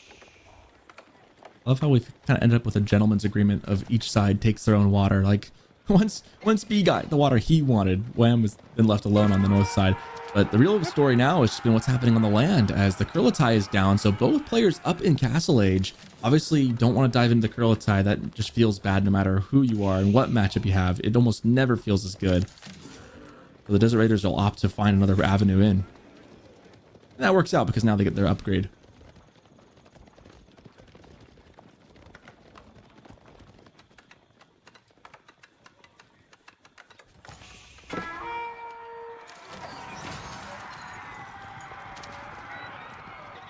One thing that would make this comp perfect in my mind would be a couple of dervishes for B. Because the Kurultai is going to help Wham out. Yeah, yeah, a dervish or two would really go a long way to heal that composition as it fights. And dervishes are really good as a mix-in because they also move very, very fast. They could also secure the relics for B, which would be a nice little eco boost. Right now, the two players are neck and neck. So if you're B, sure enough, you might have a more favorable composition. But you probably do not like the fact that you do not have the economical upper hand in any way. Yeah. Still, that's now 10 Camel Lancers, and it's not just the fact that the raw power of this army is probably better for B. It's more along the lines of the fact that he's got all the freedom in the world to move around. There's a dervish. There goes your dervish. So the only thing that's really annoying for B with this composition is that this map is not very, very open. If this was a Dry Arabia setup, he would be very happy about it. But yeah, and that's actually one of the reasons why Mongols are an intriguing pick here. Normally, Mongols struggle late game because pro players can exploit the lack of walls. It's just so difficult to protect your eco. But this map, the flanks are practically non-existent, so it's a lot more difficult for opponents to really run circles around you if you're in the Mongols. Picking up the relics is going to be definitely what B needs. That little extra juice is going to help so much. And yeah, having 15 Camel Lancers here in a second, I like what B's got. Wham, it needs to keep making these crossbows. Needs to get more spears. This dervish, he's going to get away. He doesn't heal like he would if he had the landmark ability where he just heals himself automatically, but he'll get away anyways with his speed. If you're either side, you might try to sneak a dock now, because I think you have to find a way to break the status quo. And I think that's a villager heading all the way to the shoreline, so that's exactly what we're seeing out there. It's a heavy pivot into archers as well from B, by the way. Don't look now, but Cognate Palace is coming up behind this. Wham is just jumping straight into Imperial Age. Okay. Castle, what? How about I out-tempo the EU bids and go to Imperial Age? And Cognate Palace, boy, this thing provides a lot of value. The earlier you put it out, the more it does its thing. 20 minutes and about 30 some odd seconds, 40 seconds in, this thing's going to be popped up. And I don't think B had this on his bingo card. I did not have it for sure. So here's the thing with the Ayyubid army now. Camel Lancers, we always talk about them being very oppressive because it's easy to use them to devastate the opponent's eco mid-game. But now it's starting to stall out a little. Like, if you're up against 27 spears, it's going to be difficult to use them. I still think that B has an advantage in terms of the frontline armies, but now it's going to be difficult to fight into this. Multiple Springald Towers, Kurultai, a tech advantage. I feel like that land-based army advantage that B had is disappearing very quickly. Yeah, it feels like B... Again, it's a tricky thing when you're playing a tempo civ like this, is the tempo is there until it's not, and you gotta strike while the iron's hot, right? You gotta be there when it's time, and if you delay and if you don't push, it's gonna really flounder. And this was the thing, I was just gonna say something about this, going, man, with this army, I would have gone and torched the docks. And B, reading my brain before I could say it, already on top of it. That would be a perfect way to slow Wham down, is just to cut the food supply line and just pull that court away from him. Yeah, B could also use a couple more houses for the next level of his golden age. 3 away. Oh, that's a nice true. find. A lot of villagers falling. We didn't have a lot of eco casualties across this game, really. This is the first time that we're seeing a massive amount of villagers actually fleeing and running for their lives. I don't know if this trade was good for B, though. He's losing a lot of his units. In fact, I'm starting to wonder if he's trying to just trade this off as a buffer for Imperial. Because he's now fighting into an imp army. He's a minute away, at least, from getting there. Probably if I were more. him, I'd love to get those docks all the way gone and then do that. That would be the ideal. That way, Wham's slow on the food, can't replenish as quickly. We do see some Manjanique being played. I love this unit. Man, Ayubid has access to some really fun units. We talked about how HRE doesn't have as many fun units. Ayubid's does, and Manjanique is definitely one of them. The fire shots. Well, not only are It's they a clutch satisfying to unit watch, here. You cannot just push so good. into an Imperial Age Korodai and towers like that with normal Mangonels. Manjaniques that you take keep them out safe. buildings quicker work a lot better. Problem is that now you're facing a full imp army. Wham does not have the Korodai buff on his entire army here, but it's still an Imperial Age army against a Castle Age force. The Spearmen are getting thinned out though, and the Desert Raiders and the Camel Lancers are still alive. This It's gonna is a be tough so battle. close. So many dead Mutual units. annihilation, if you ask me. Well, mutual annihilation favors Wham. Absolutely. It certainly So does. he And takes this all day. that's the big problem with B's army here. His army is not designed for frontline combat, it's designed for maneuverability. And slamming Camel Lancers into spears is not something that you can sustain. And as you said, the advantage that Wham has is that he's up to Imperial. He can commit all his resources into military production. That's not so much the case for B. B has to make a choice. Is he making army or is he aging up? He's going to stay in castle, try to age up.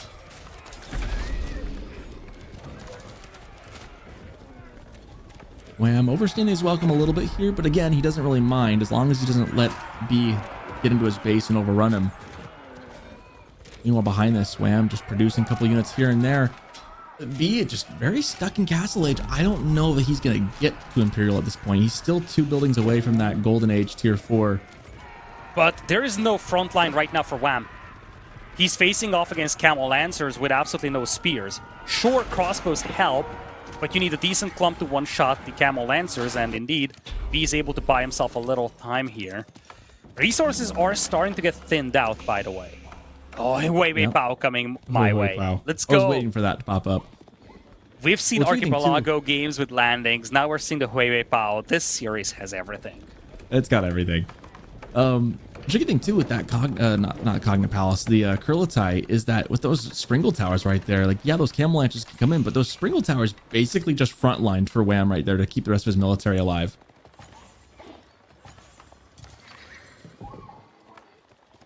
You know, I really enjoy just saying the word "hui hui pow." It's fun. It's one of the best parts about casting this game, is getting to say "hui hui pow." Love it, absolutely love it. Kurlatai moves up in places for the fight. Yeah, now Wham needs to bounce on this. Because if B gets to Imperial, the tides could quickly turn once again, and, well, the Kurultai is not going to last long if he leaves it there. And mark my words, losing that Kurultai would be a big loss for Wham. Like, his margin is not large enough to be comfortable about this without the Kurultai. That's a lot of gold that's been secured by B on the edge right there. But gold is slowly going to start running out. There is trade on this map, but it doesn't feel very good. I guess you could try for some water trade. And Kurlatai, is it going to get away in time? Manjanique's just scorching the earth. It's on fire, so it does need to be repaired. It's going to be a horseman switch coming in here for Wham, by the way, behind this. I think he's starting to get used to the lack of gold, even though the large gold vein on his side is still available. The Wei Wei Pao, very short-lived here. Gav sniping it out. Population isn't looking great for Wham. He's 155 against 200, so even though he's got a tech advantage, well, an age advantage, I should say, which translates into tech advantage as well, his numbers aren't necessarily amazing, and now B's hunting the Kurultai. Yep, he's hunting the Kurultai, and I think it's going to go down. There it goes. I think the reason for that, too, is... Oh, that's a good raid. Oh, that's a beautiful raid, and B did not notice. Lots of dead villagers. That could help Wham a lot because I think his fishing eco is drying up. I was gonna say that's why we're seeing the lack of food. Wham is struggling for food with the fishing eco drying up, but B just lost way too many villagers there. If you're B, however, you take out the infrastructure. You have the manganiques, it takes 2 seconds to take out the buildings, and Huebe Bao is just setting up in the middle, trying to snipe this, and I think B is now just trying to kill the infrastructure. The Kaganet Palace, the production buildings, and because Wham is not fighting into this, the manganiques are actually making a quick work out of these. Yeah, 5 This or might 6 work for B. manganiques. That'll do a lot. I mean, look at all that fire. That is a building killer. I think it would have been policy in better. effect. It would have been probably better to take out the other production buildings quickly, just totally wipe out the stables, the ranges, and then focus the Kaganet Palace. Decided to prioritize the other one instead. 2 out of 4 That Cognate landmarks Palace gone. popped out a bunch of units at the last second right there before getting torched down. That was a bit of a lucky break for Wham. But this mass from B looking really big. And remember, Camel Lancers are no pushover. Even if they are costly units against Imp, you get 20 of those. They hard counter cavalry, they debuff cavalry. It's difficult to deal with if you're Wham. And Wham's got the numbers, but the quality of the army is rather underwhelming. It's mostly just very thin archers and crossbows and spears. Not even a lot of spears here to deal with the cavalry. And the Manganiques just obliterate the army from Wham. There's so many of them. Normally you'd switch back to the non-incendiary, right? You'd go back to the normal rocks. But when you've got this many, they fire so many shots, the spread damage, you might as well hit them all at once with the fire. And this might be it. Look at the army of Wham, it's gone. It's totally gone. B is just rolling up with the siege, and now he has enough. Even though the Kaganet Palace was rebuilt, it's going to cost a lot of resources. He has enough to wipe out the infrastructure. He's pivoting to the right side to hit the gold miners. I still think the Manganiques need to keep rolling and keep killing. Like, that's your magic weapon if you're B. They are just burning the world, scorching the earth to black soot. They're doing so much good damage. Meanwhile, these Camel Lancers getting onto the villagers. This is starting to feel like panic time for Wham. He's running out of places to send these guys. Villagers just dropping like flies. It's worth it for B. Anything that's chaotic is worth it for B in this game right now because he doesn't want direct fights. He's still down 1 age, and I think he's fine sacrificing the Camel Lancers for just creating chaos and creating a buffer for himself. And Wham really needs to find some kind of food transition. He just needs to get...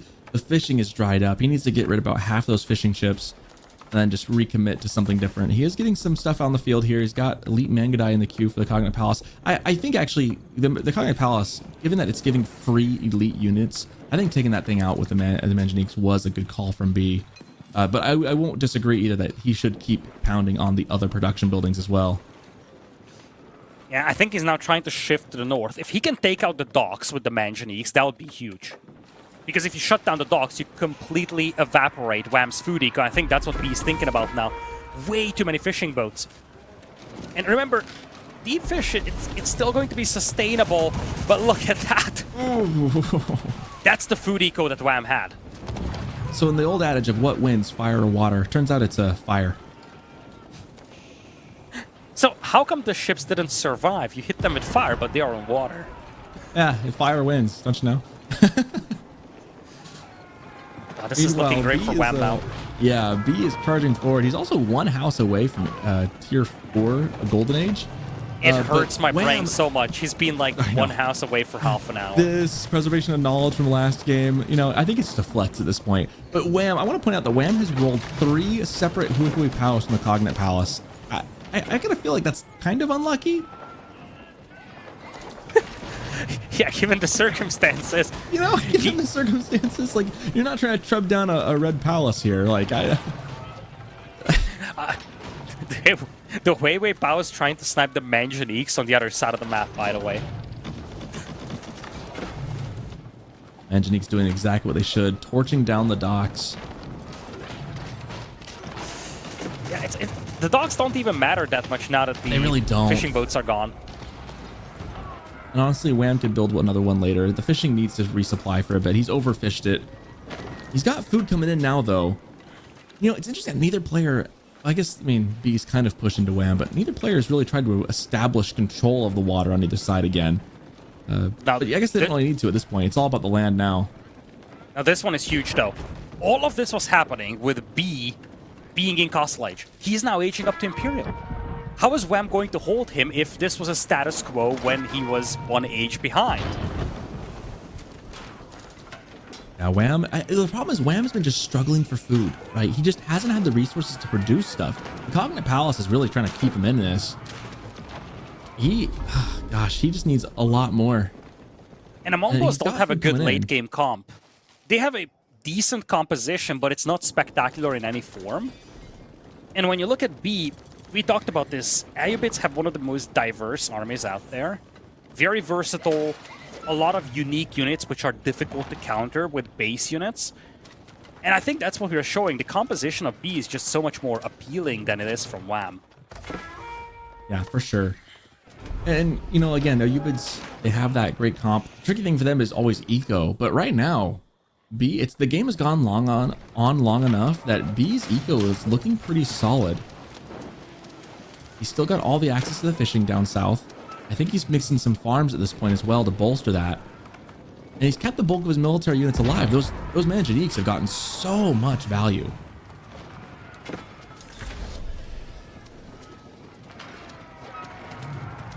There goes Imperial Age now. Wham knows that this is his opportunity. That these units are still stuck in castle for the next minute and a half or so. He needs to get some damage done now. Looking to see if he can catch up to those Manjaniques, but the turn happens here. B stands up to fight. And fire rains down from the sky.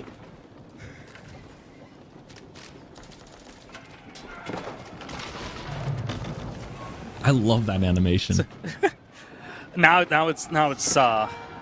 it's getting sad for Wham. He managed to reestablish his eco, and frankly, he has a larger army now because he has less villagers and both players are pop capped. But still, the worrisome detail is that the army value is not necessarily impressive. In fact, that's much better for B. He's got a lot of premium units like Desert Raiders and Camel Lancers, whereas on the other side, it's mostly Spearman crossbows. Although crossbows can be a really good like all-purpose unit in the long run. Yeah, and we can't discount those two Hui Pows, right? I mean, those things are going to carry.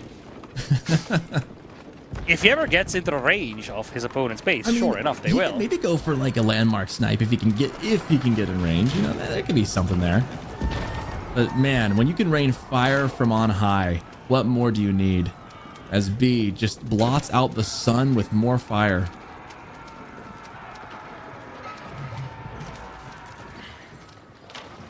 Wham's army lead is actually misleading a little as I'm saying that, because some of them are Huawei Pows, some of them are combat ships. So when you look at the actual raw damage output, the raw units, it's a totally different story. He does have a cannon though, and that cannon is good enough to repel the Manjaniques for the time being.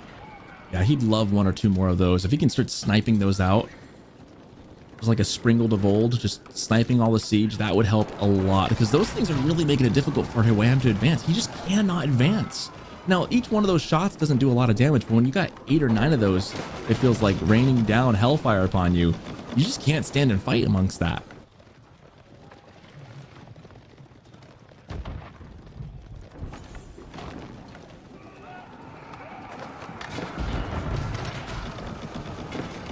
Still so much siege out there for B. Although he lost some of his Manjaniques, he's down to 5. How does this game end? I'm starting to wonder. Because at this point, it feels like who makes a mistake once.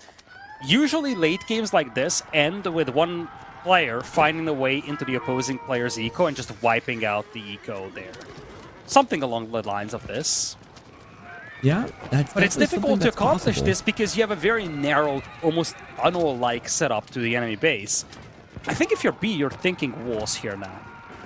Because if you get walls up, it's going to be difficult for Wham to raid you, and I'm starting to see that it's going to be a wood control game. Huawei Power is being exposed here. Wood is dangerously low for Wham, and he ran out of all forests on his side of the map. Wood is actually a problem now. It's going to be a problem soon for both players, and I wonder if B is trading with that neutral trade post. Wouldn't be surprised if he is. I don't think there's any naval trade. There is! There is. That's huge. Because now what that does is it enables him to continue to make these premium units indefinitely. And it gets him wood as well. Not just gold, it's wood. Yeah. The map is running low on wood. Look at what Wham has to deal with. 600 wood per minute, barely any in the bank. And when you're making horsemen, spearmen, it's actually difficult to sustain that with no wood in the bank.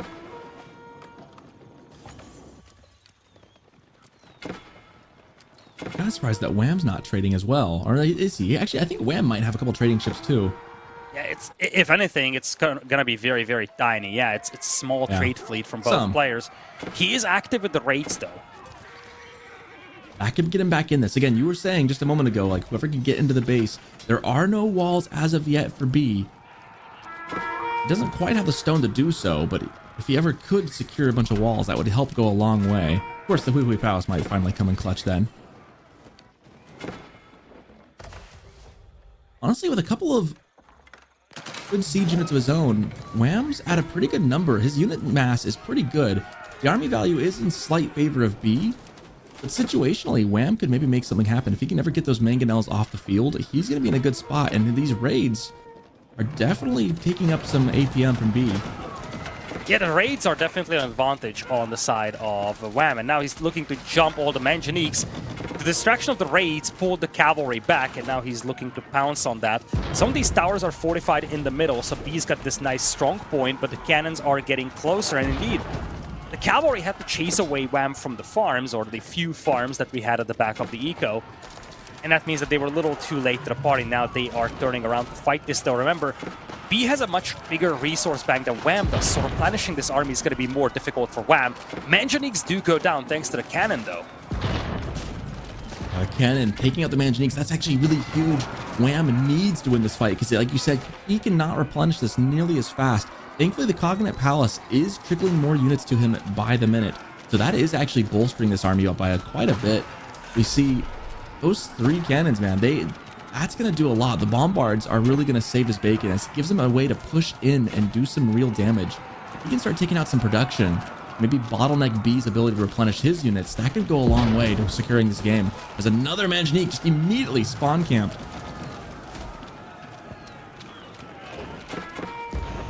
Oh boy. Now that the Manganiques are gone, suddenly there's a big gap in B's army, and it's a little tricky because those guys take up a lot of population space, so when they go down in an instant, suddenly you have 40, 50 population to replace. Managed to do that, but it just doesn't show on the battlefield. I feel like, you know, 130 eco at this point feels a little excessive. He needs to replace that with army. Wham has a much, much weaker eco, but in exchange, he's got a stronger standing army, and now he can pounce on this, and he missed on the opportunity to landmark snap last time. This time around, he has a chance to try and just march straight up to the TC and the House of Wisdom. This is why that Cognate Palace is so good, because even if Wham doesn't have as much ability to replenish gold or things, he's able to keep producing units that are at a premium. Villagers coming in for the cannons. Like Wei Paos. He's got 3 Wei Paos getting ready to set up. He has rolled like 5 of those now. I mean, he went Imperial at like minute 20, so like it's been 19 minutes. I guess that's not unfeasible. B needs to fight this or he loses the game right here. The Wei Paos are setting up to take out the TC and the landmarks. Look at this. The damage is already massive. The army value is almost even.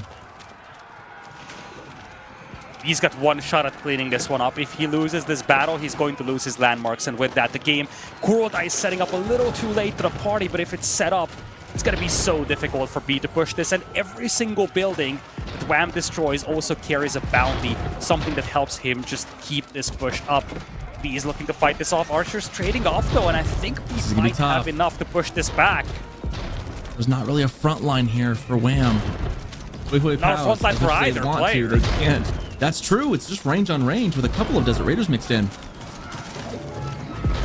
The archers are not focusing the crossbows, though, and that's a mistake from B's side.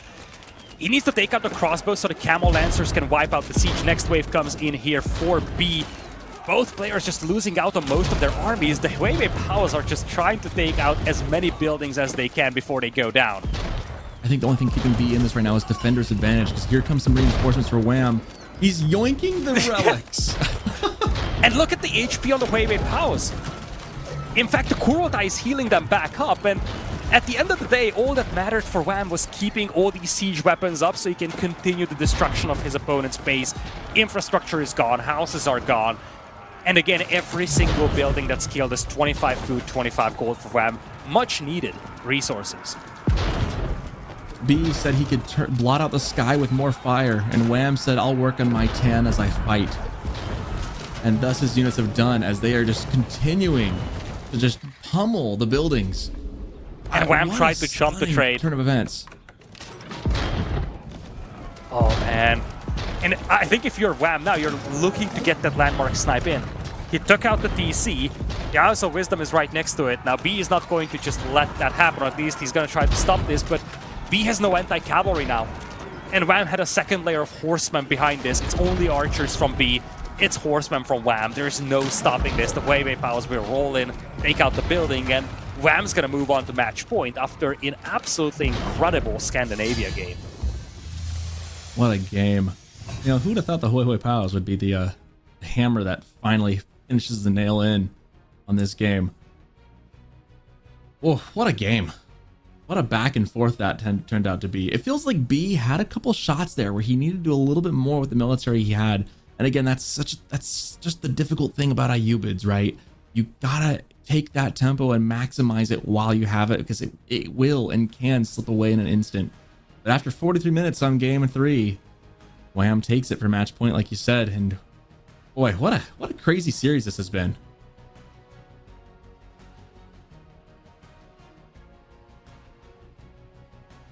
Coming up next, we've got Sunken Lands with Malians and Chinese. That'll be up here just shortly as we take a look back at some of the replays of the hot moments of this game. Goodness, so many there were opportunities quite on a both few. sides. Yeah, there really were. And I'm not gonna lie, I think things started going bad for B when this Camel Lancer army wasn't really put to a massive use in mid-game. Mm-hmm. And then Wham had such a huge advantage going into Imperial that B had to take suboptimal fights. And then I just feel like perhaps B kind of mismanaged his population a little, if that makes sense. He had a lot of eco, and most of his army was in the form of Manganiques, which I guess maybe they gave him the false illusion that they can just keep Wham's army at bay. They were very population efficient. But once the Manganiques were gone, suddenly the raw numbers game just started to prevail in the favor of Wham. This is a beautiful shot. Oh, yeah, that was gorgeous. Just fire from on high. There we go. One has to wonder if that helped Wham. Because those fishing boats were running out of fish anyways, and it freed up population space. They really, I think, did, because then you look at the military numbers later on, like B sitting at over 100 villagers here with 77 military, whereas Wham had 115 to 78. Like, I think it did. I think he needed to get off water and transition. And I think that kind of just expedited that and kind of forced him to, which actually kind of worked out for him.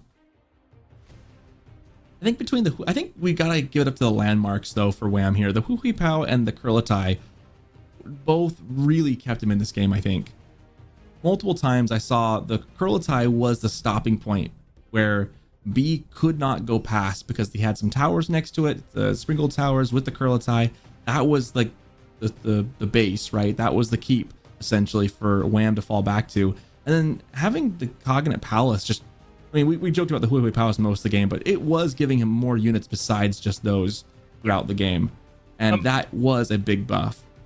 And make no mistake, these Hui Powers, very high HP, very high range.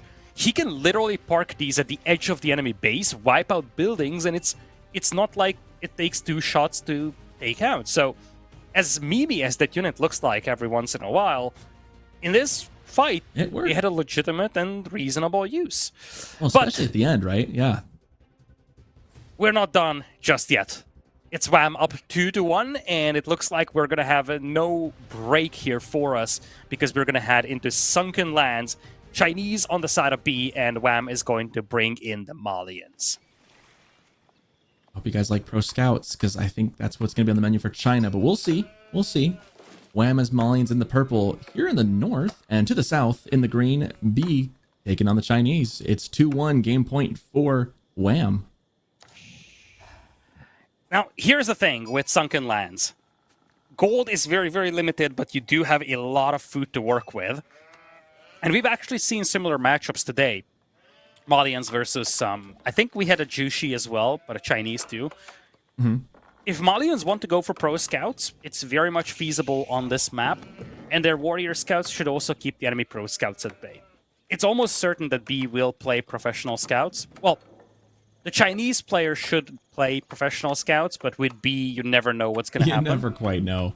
I would expect him to here. But yeah, I think he's going to go for the meta pick here. Whether Wham goes for cattle or pro scouts is a different story, though. I can see him trying to go cattle. I mean, it worked for Beastie in his series against Numadon, right? Like, that was definitely the right call, was just harass a little bit and then absolute cow boom to high heaven. So I could see Wham, maybe if he was watching earlier today, be like, yeah, I'm doing that. We'll see. Maybe he'll decide to go. I mean, like you said, he could just as easily go pro scouts himself, but I'm dare I say I'm a little bit convinced by Beastie's play with Malians that the cow boom might be superior in this meta currently. Especially against like Chinese or Zushis, I think. I think it's the sustainability element that you're looking at. If your opponent plays pro scouts, especially if they have to deal with your pesky little harassment, then you have all the time in the world to build up the cattle. And as we discussed, you practically run out of food at some point, no matter how many deer carcasses you bring in. With cattle, you never do. And I think the other aspect of Sunken Lands is that 2 of your deer packs are fairly close to your base. In fact, it's a very lucky spawn for Wham, because both his deer packs spawned all the way to the back. So in a way, it's not like you're conceding every single deer pack on the map. Even for B, for example, there is 1 deer pack at the back of his base, which would be very difficult for the other player to steal from him. So I guess it's a combo of those factors. Cattle will give you more sustainability, and you can actually take away some of the deer packs that your opponent would pick up anyways. Yeah, definitely. When you take a look at that spawn from Wham, look at this. I'm counting. I mean, granted, there's smaller gold veins, but 3 gold veins on top of the 2 deer and a berry pack, all in the north corner with his wood. I mean, that could be a blessing or a curse. It's true. That's true. It could be a curse if he gets boxed too far in, but man, that seems like it'd be very easy to defend as it is right now. And also, man, Wham getting his fair share of sheep as well. The thing I'm thinking about is those gold mines are very, very cool as long as you're not being attacked from that side. If we have a game where B's running around your base and harassing the back, well, good luck finding any other sources of gold. There's literally no other gold that Wham can go to. So it's That's true. Practically all or nothing for him with those gold mines. Luckily, unless something extraordinary happens, it's closer to it all than it is to nothing. Yeah, it feels like that's a long way to go for B to get up there. Like, I think you would normally take this spawn and be pretty happy with it as opposed to being worried about it. That is true. If B can just, deny that whole corner of the north side from Wham's, if he does that, I think he's just winning anyways. But yeah, B would really be in the driver's seat if he could do that. But I think Wham's going to be pretty pleased to see all those golds right there. It is kind of funny to see them. Now, they are smaller golds, minus the 1/4K, but still, I'm sure Wham's feeling pretty comfortable about that. Now there's the age up with the Mantiquari.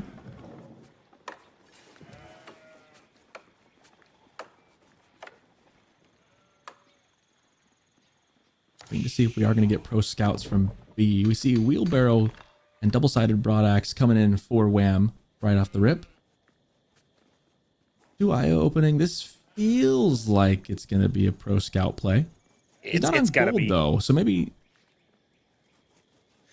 How does the tax look though? I think the tax could be a trick. He's on 3 IOs. Maybe not. He's going to drop off the tax, and he's going to have enough for the tech. There it is. Okay. Bit of a different way to get there. He didn't go for the village. Instead, he went for the 3 Imperial officials instead. But yeah, there's a stable, so it will be pro scouts. It's interesting to me how the same Civ can have like multiple different builds to get to the same outcome.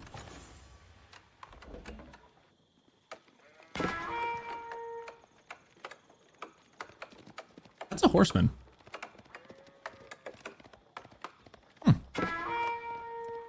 Yeah, I like the horseman opening at the beginning just to push away your enemy scout. You're going to be able to stable anyways for the scouts, so might as well just dictate the tempo of the game. And Wham is going warrior scouts here. So this might not be a cattle build, or at the very least, he's going to try to fight off the horsemen with warrior scouts. We he do have hit scouts in the queue for B now. He hit the stable all the way at the back, so that was intentionally concealed from his opponent. Yep, and there's professional scouts coming in, so building some horsemen first. I think you're right. Like building a couple horsemen to defend that and then go out. I like that. Like I said, same outcome in the end, just a different little way of getting there.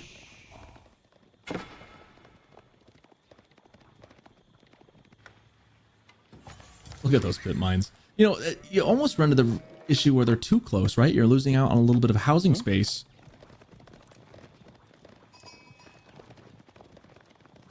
Horsemen, they are looking for this harassment over here, and Wham only has his warrior scouts. Now, this is where it gets interesting. The benefit of the Chinese here is that they can supervise the production, so they can get both the scouts and the horsemen out very quickly. In contrast, Wham cannot do that. So if Wham is fighting off these horsemen, he's not actively ferrying in deer. And right now, B is looking to just try to deny that deer. I think he expected the pro scouts build. He got the pro scouts build from his opponent. The difference is that while the horsemen are fighting, B can ferry carcasses. As long as Wham is fighting with the warrior scouts, he cannot.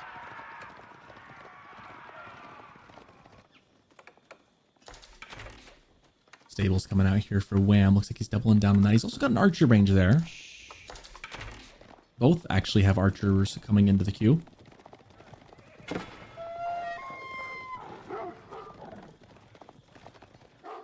And the cow boom is also underway for Wham. He's got 4 already out. You can kind of already see where the corral's going to be on that northwest side of the CC.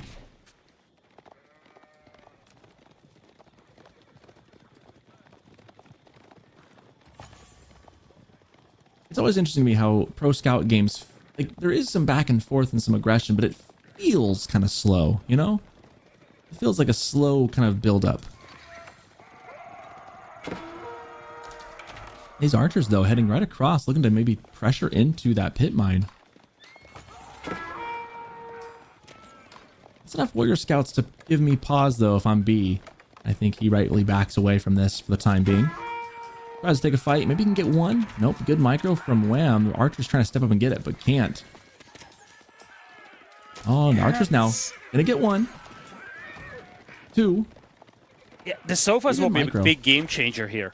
It's no longer just warrior scouts. Warrior scouts are really good to just keep track of these units and chase them down, but it's gonna be the sofas that really decide things.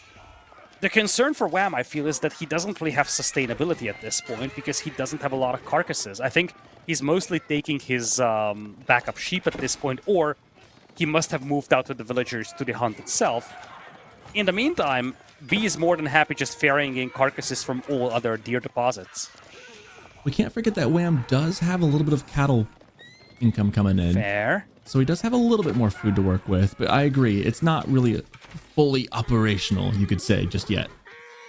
Yeah, I almost wonder if he's bailing on the whole warrior scout thing.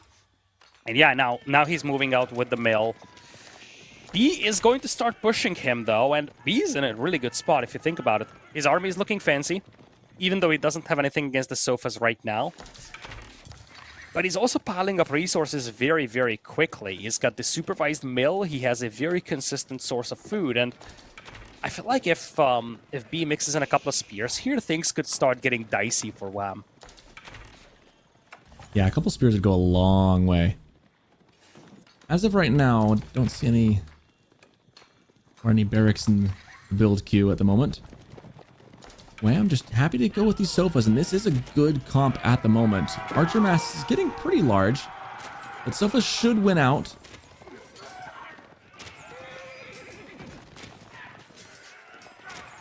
Pretty good trades going both ways. He has to give some ground to keep the kiting up, though. Wham doesn't want to overextend. There's like just enough archers. He can't really stand and take the fight. His B can just kite him all the way back to his base.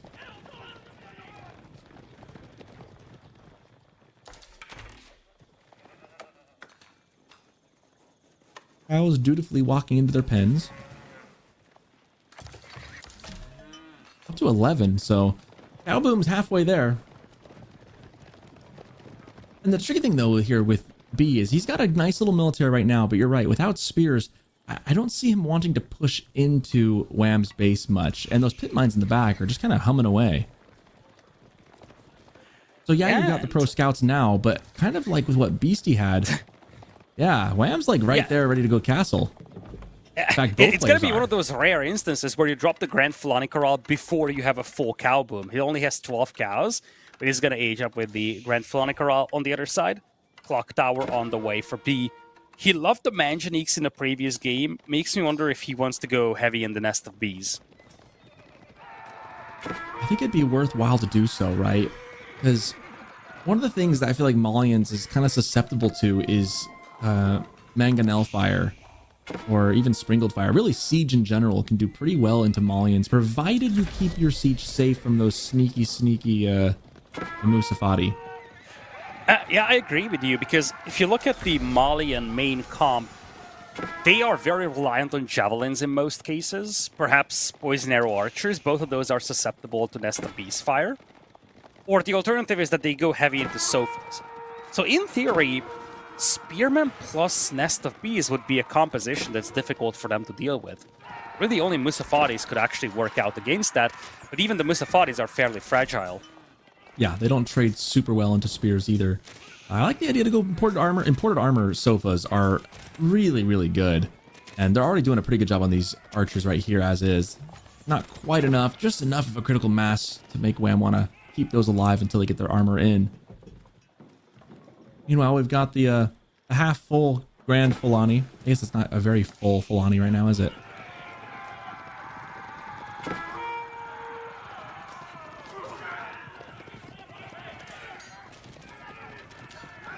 This is a good engagement by B. He's got just enough horsemen to keep those Sofa at bay. Importer armor not in just yet. Now it clicks in. Or if that changes things, but Wham wants to just keep kind of remassing and going back home. Military number very much in favor of B right now. But if you look at the army value, yeah, it shows it right there too. I mean, B has twice the number, 3 times the number of military and twice the army value.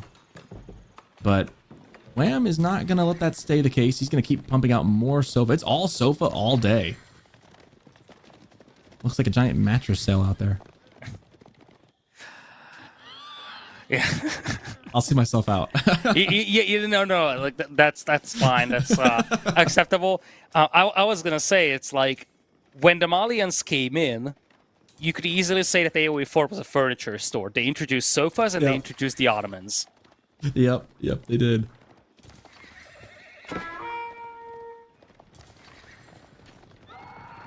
And those vills running for the hills. This is a nice grab for Wham. Idle time, picking off a couple. 3 villager worker kills there. And that just extends Wham's eco lead ever so slightly more.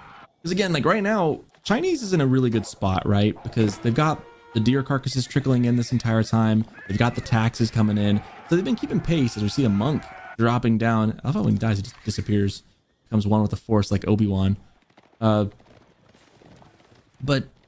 for Wham, the longer this game goes, for now, it's pretty good for him. See? Boom. just like Obi-Wan, man. He becomes become more powerful than those sofas could ever imagine.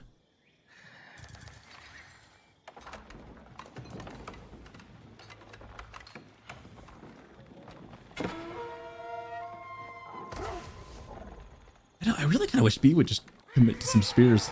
And I don't know if I'd go for the at this point, I don't know if I'd be going for a nest of bees right now. No, I think it's a tricky thing. Lancers aren't a terrible choice here, by the way, because sofas don't like fighting into direct heavy cav.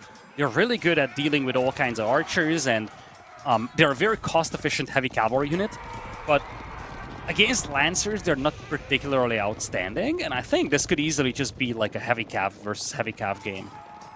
And that's going to feel pretty okay for B right now. I just wonder, will he be able to get that farm transition up? Because that's the kicker right now, is like late game, I think Chinese is going to be fine if they can transition into the farms. And right now, like looking at the food each way, Wham is essentially ready to go. He's got 15 of 20 cows. He's just going to trickle in the last couple. He's going to be fine. Like Grand Fulani is up and running.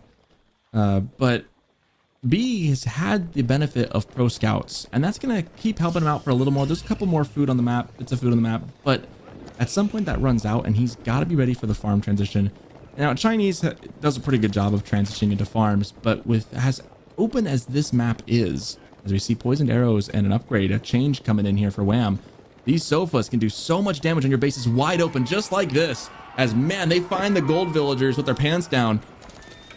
Multiple going down, and the archers aren't really in a good spot either. Yeah, that's you're just gonna have to sacrifice the archers to save the villagers.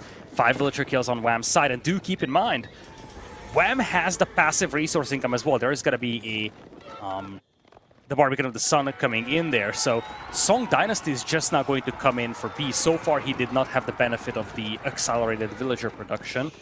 There's gonna be a hard pivot here by Wham. Keep in mind, Wham's eco is totally safe back at home. He's got the cattle working now, even though he's still at just 15, but nonetheless. He's got cattle, whereas B is still based very heavily upon hunt. And oh, but that's terrible. Oh, that's absolutely terrible. He moved out for the boar. We talked about this in the first series. This is a very juicy spot. But if you miscalculate your positioning and you get caught off guard here, it's going to be a disaster. Can't overstay is welcome, however, but yeah, great pickup right now. This feels like a very even game at the moment. It feels like Wham's kind of making B work for it at the moment. If B ever can hunker down and get that farm transition down, I think Chinese late game just goes burr. But getting there is not as easy as it is to say it.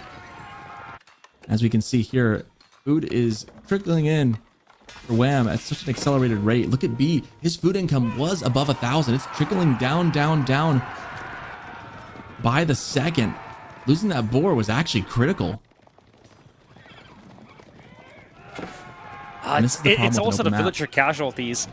Like, it seems like a very slim differential until you realize that Wham has also the cattle, Wham has the pit mines, and now he's got 3 relics coming back. So if you're B and you're down 4 villagers here, that does not help you much. Sofa numbers are looking good, and most importantly, this is going to be the first time that B really encounters those poison arrow archers, which really will start to turn things around. And I think the numbers are misleading. A lot of these lancers were heavily damaged as well. So numbers look decent for B, but again, some of these guys were very badly beaten up. These sofas will be traded off against, but this is basically all the lancers, absent of a few, for B, and Wham has way more roaming the map. Wolo somewhere. I think he might have gotten eaten away, though. Probably did. They usually do. Became one with the Force as well. I wonder if that animation quirk still applies when he's holding the relic. Hopefully the relic's safe and sound. Look at this. 30 sofas against 15 lancers. And that's a numbers advantage that's difficult to overcome. Sofas are an incredibly population efficient unit. I'm starting to run away with this one. And again, it's just the map is so open. If Chinese could wall in, they'd be fine, but they just can't on a map that's so open fielded like this one is. As poison archers come out and show themselves finally. And more importantly, these sofas come out and show themselves, and this is not something that B has anything against. I think Wham could have stood and fight there, but decided not to. He's trying to just regroup his army. Keep in mind that sustainability is not on the side of B. In fact, his food eco totally collapsed. He's down to 500 per minute. It's not going to be sustainable getting this many knights out with that food income. Yeah, I think if he loses this fight here, he just doesn't care. I mean, his opponent's got gold all day, and he's been trading for food this entire time to try and stay up with it. But long-term, Wham is just not going to let B have an easy go into a farm transition. And so he's never going to be able to stabilize. He's trying. He's got the first granary up, but Wham's already taking a pass at it. So until you can get stabilized now and actually situated, you're going to have a rough go. And frankly, Wham's doubled the military count. That's the difference between the food income of Wham and the food income of B. And it's not even 20 cattle for Wham. He only has 16, now 17. But it's a consistent food income that's not possible to be raided. Whereas on the other side, B was reliant on the carcasses that were ferried in. And B was reliant on the boar, the berries right here. Those are now being taken away from him, and he's really struggling to replenish his army. And this is his tournament life on the line. After all, it's looking real grim for him. And sure enough, B is going to call it. Wham takes the series in a convincing series win. And we'll be moving on to the playoffs. But a good showing by B. He managed to get that one on Archipelago and did a good job with that. But this game was pretty much all Wham all game, it felt like. Letting his opponent kind of doing the same thing that Beastie did, right, against Numodon. Kind of let your opponent have some of the deer, pester them a little bit, but then just go cow boom, just knowing that your cow boom is better. And instead of making jabs, he made Sofa and made it work. I wonder how much of this game came down to attrition, though. Because the guys have been playing for quite some time. The Islands game must have been extremely exhausting, high-intensity micro game. They played a very long game on Scandinavia as well, and it certainly felt like this game was just a little lopsided in the favor of Wham. I still believe that Malians are just an extreme powerhouse because of the food eco and also the unit composition that they have. But as you said, a really nice showing here by B. The Archipelago game was magnificent, back and forth, some crazy moments. Same with the Scandi game. Like, it looked so good for B for quite a while, and then just the whole thing collapsed. We've seen Huawei powers, we've seen transport ship landings, we've seen everything that we needed in this series, I feel. Yeah, this was a really fun one. These guys always put on a good show when they play, and they've shown that here again today. Sad to see. It's unfortunate that someone has to lose every time, right? But B played really well, and we're happy to see Wham take the win here as well. Excited to see how he plays moving on in the tournament, and it's been a fun day and a fun series, this one. We are not quite done just yet, because there is one more thing left for us to do, and that is hear from Wham himself, because of course he also wants to share his thoughts after securing his spot in the top 8.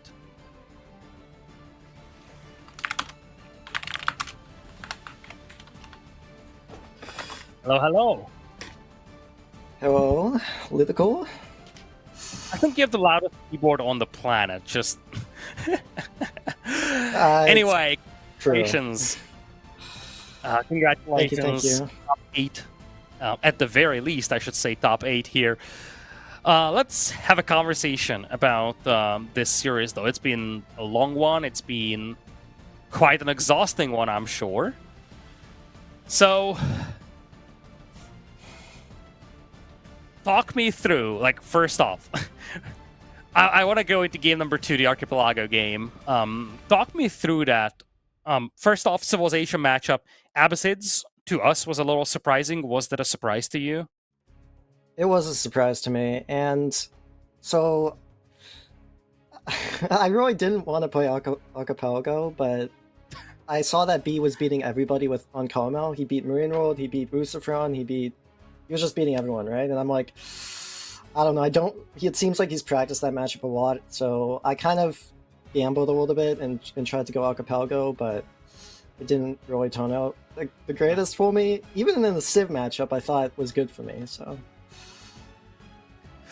Yeah, I'm interested in your opinion about the demo ships in that game, because one thing that we've noticed from an outside observer perspective is that B was a lot more aggressive with his demos. Even when he saw your galleys, he was willing to dive, whereas it felt like you preferred to try and hold back the demos for one, like, clutch move. How did you feel about demo usage in that game?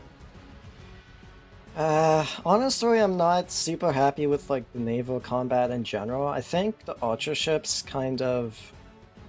like, they don't target demos correctly. Like, they sometimes miss them if they're... Anyway, but the thing is that I think optimally you want to have your demos in the back. But water combat is so messy and micro is so hard that I really couldn't keep up with the just like throwing everything at me, and I don't know, I'm not the best water like Archipelago player in general, so I honestly don't know what the best thing to do is. Well, you tried a landing, and that looked really good for a moment, so we were super hyped about the landing itself. I'm just curious about the Spearman landings, by the way. You had multiple instances where you had Spearman in the transports, so was that just a bait to try and have B focus on it, or what was the concept behind the Spearman in the transports? Well, I saw stables from him, so I went stables initially, and then I saw him go stables on that second island. So I thought, I mean, he would build knights or something. So I just went spearmen to counter that proactively. But honestly, he countered it pretty well. He had his boats there to stop all the transport ships, so none of that really paid off too much. All right, let's talk about Scandinavia, though. That was the other huge highlight of the series, I would say. Very long and grindy game. And there were moments where it felt real dicey. Mid-game, your army was very, very thin, and he had a large amount of camel lancers, large amount of camel archers, and all those manjaniques out there. So I'm interested in your perspective on the Imperial Age timing of that. Was it all about the Kaganet Palace, or was that a combination of things that you were looking at? It was all about the Kaganet Palace for me, and I was already like almost 200 population, maybe like 150, 140, something like that, but we had already scaled so fast because we had played Feudal Age for such a long time, right? That I didn't feel scared going to Imp just immediately to get that Kaganet Palace resources come in, right? And then over time, you just managed to grind down B, really. One thing that we've been looking at in that game is that you consistently had less villagers or workers in general than he did. So you actually had a lot more population space for an army. Yeah, towards the end, I think, for sure. I thought I had a decent bit of workers in the mid-game, but obviously he was on fishing as well. I don't know, that game... Honestly, I'm going to be honest, I'm not too happy with how I played this game. I think that game and the Archipelago game were probably my worst games. I don't know, I just thought, like, I had an imp timing and then I didn't really deal with the mangonels too well. It's really difficult to deal with those manjaniques. They do so much damage, and I was really struggling what to build in that situation, so it was messy, right? But mostly because I had no idea what I was doing. I just want to ask you about the Huawei Pows, though. You rolled, like, I think 6 or 7 Huawei Pows in that game, and then in the end, you just flattened the enemy base with those. So I'm just curious about your vision, your perspective on all those Huawei Pows that we've seen in that game. I mean, it was okay. So it was... If I got the Huawei Pows earlier, like when I was initially defending, I would have been a little bit more upset. But I got them, like, you know, when I was pushing his base for the most part. It wasn't tragic for me to get those trebuchets, but I thought I got, you know, pretty mediocre luck. Not one way or the other on that map. All right, so you are on to the next round here, and you're up against no other than a Marine Lord himself in the quarterfinals. Now, I want to ask you about this. Do you know your historical record against Marine Lord? I do. Okay. Okay. I mean, we don't history like that's in the past, right? Like, I think me and Marine Lord play. If we take like the last 2 years, it's like maybe 20%. But yes, I've won 1 series against him in like 5 years. But to be fair, I was a lot more inexperienced back then, so he can't go easy. I mean, he can't go too easy. Yeah, I was gonna say the same thing. You're 2-13 historically, but those 2 games or those 2 series came in 2024. So you haven't met him in a competitive tournament this year just yet, but last year you were actually 2-1 against him. So what are your expectations going into that series? I mean, I think he's favored, but if I get good matchups, I mean, he's definitely favored, but I'm gonna make him work for it. All right, we're gonna let you go and prepare though, because well, you want to make Marine Lord work for it. Good luck in the next round. Congratulations on the top 8, and we will see you in tomorrow's sets. Yep, thank you.